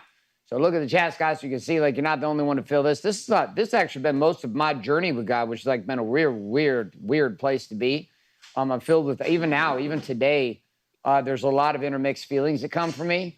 Which is like this deep lean in and love and connection. At the same time, I want to punch people in the face. So it's like this weird thing. Like I'm all about reading in the Bible, yet you start quoting the Bible at me like a psychopath, and I just want to kick you in the dick. I'm like, shut the fuck up. It's like it's a weird place. I'm like all into let's commune and be all in it. Yet at the same time, if we're not doing something, it's still a thing I'm working through also. So beautiful. Stick with it and be with it. Be part of it. Have you gotten into the prayer stack at all? A couple this week. I just started, so I've done about 5 of them. Beautiful. Those, I'm telling all of you, if we get through 2023 and you've not fallen in love with the prayer stack, we have done something horribly wrong here in training you. Like everything we are doing, like you just heard, is about pushing towards the prayer stack. The prayer stack is the communion piece. It is the gateway to being able to experience it. And if you look at it from rage to anger, to irritation, to happiness, to gratitude, to appreciation. All of these emotions lead to communion. And it's in the prayer stack that all of those feelings can be used all the time, which means you can enter a prayer stack from any kind of feeling. You can be raging. You can be absolutely filled with joy and gratitude. So beautiful, Scott. Great share. Thank you so much. All right, let's add last share. I can't see that far. Who is it? Eric. All right, Eric, give it to me, man. Yeah, for me, it's just been reflecting on this journey, and particularly with Warrior. So, you know, I'm kind of one of those people who had come in towards the end of last year. And honestly, at the time, you know, there was obviously a heavy element of being shifting towards this conversation with God. And my whole life, I've always been very sort of opposed to religion, to God, and just kind of seeing like the mess that's created in the world. So in some respects, that kind of separated me from Warrior. And I was one of those idiots who kind of went along my own way. But within 6 months, I sort of really started to feel this disconnection to something. And first off, it was Warrior. And now just like coming back and being a part of it again, and just really going deep and really embracing this. And, you know, it was really at WarriorCon 4 that I really started to open myself up to this possibility of what that might mean to have this relationship with God. And so just to see that evolution from being like, fuck that, to like, wow, I'm kind of open to this right now. And so where I'm at right now is like, I'm open to it. I'm really trying to just embrace the silence, the stillness, really try to just allow that to come into my body. And I still have these walls here that are up, and, you know, just, you know, I'm excited for where I'm at, but I know I've got a lot more to do. And so just looking to really just break down those walls and fully embrace this, and find a level of integrity that I can find in myself and just this relationship with God, just because of how much I've lived the life against God and how many people in my life have seen me that way, to suddenly like be somebody completely different. That's causing a lot of friction for me. So Yeah, it's really interesting. I was listening to like I don't remember, it was some kind of meme on Instagram. I see a lot of those, and I saw one, and it was just speaking to this reality, this idea that a lot of the people who grew up with us are the last people to actually accept us for the change we've become, and the biggest reason is because we have become something that they had the opportunity to become, but they refused to become it. So they push us away because we trigger them. So you see individuals who make the switch like me. People don't even know what to do with me. Like most human beings don't even know what to do with me. Like in the church, outside the church, inside of religion, outside of religion, with God, without God. It's like, because I'm like, listen, I'm called to reach the unreachable because I was one of the unreachable. Like that's it. Like God's got a special mission on what we do here. We're not a church. We're not trying to be a religion. We're not trying to tell you what to think, what to do, how to operate. We do know this: at the foundation of what runs this game is God. Now, what that is and how that is, well, that's what's so exciting, is it's just opening up for every single man and woman in the way that's perfect for them. So I love it. Welcome to the only place where you're going to hear us yell the word fuck in the middle of a prayer. It'll be fantastic. Thank you so much for being here. I appreciate your share. Thank you. So this is interesting. Like this being conversation is like a very interesting conversation, and it's a conversation that matters to me. It's a conversation that's changed my life radically. It's what set my marriage free this year. It's what literally opened up the soul level connection with Danielle and I, was this conversation to God. It wasn't anything else. And Danielle, we were sitting on a yacht cruise with a bunch of Christian entrepreneurs, and we were sitting there, Danielle, and I was like, I don't even know if I believe like 80% of what these guys are saying, but it feels nice to be in this relationship and conversation with these guys. And Danielle asked me, because they asked to be part of this group. And Danielle's like, well, what if I don't believe in Jesus? Can I not be part of the group? I was like, you can be part of the group. Why don't you ask them? She said, well, I don't really believe in Jesus. Can I be part of the group? And they were like, and then I was like, well, she's a valid question. What do you think? They're like, well, yeah, that's great. That's fine. So I'm not forcing anyone to be anything, my wife or my children, let alone you guys.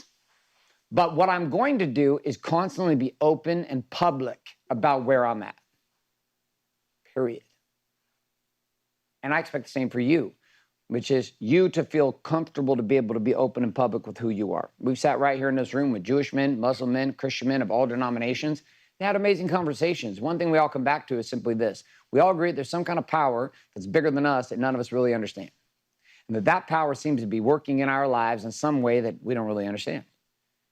But we do, and we're starting to understand more and more and more. And the Warrior's Way is simply tools to be able to access that power. And when you access that power, the whole life and the world, the way you see it, completely changes. So with that being said, here's our game for tonight. We're wrapping up for our first day. We're going to work on business in the morning. You don't really have any homework assignments other. We're going to get started again tomorrow morning at 9 a.m. Pacific for all of those here with us and virtually. Here in the room, you guys are going to have a little more activity for tonight, and then you're going to be wrapped up and with us tomorrow morning at 8. But we are done for today. And to wrap us up for today, we're going to do something we started doing here inside of this room as a group with our council group at the end of every day, which was just nice. It felt nice and it felt powerful. We're going to do it here, but you guys are going to be part of it with us virtually. So we'd invite you to be part of that with us. But if you're in the room, we're going to form a circle. So stand it up. Stand up, hold hands. We're going to be outside the main tables. We'll get a camera here on us. Come on up here. Come up here. Hold hands. Hold hands. Hold hands, hold hands, circle it up, come all the way through. Rhett, you got to come all the way around, circle it up, circle it up. There we go. Let them see where we're at on the cameras back home so they can get a picture of what the team looks like.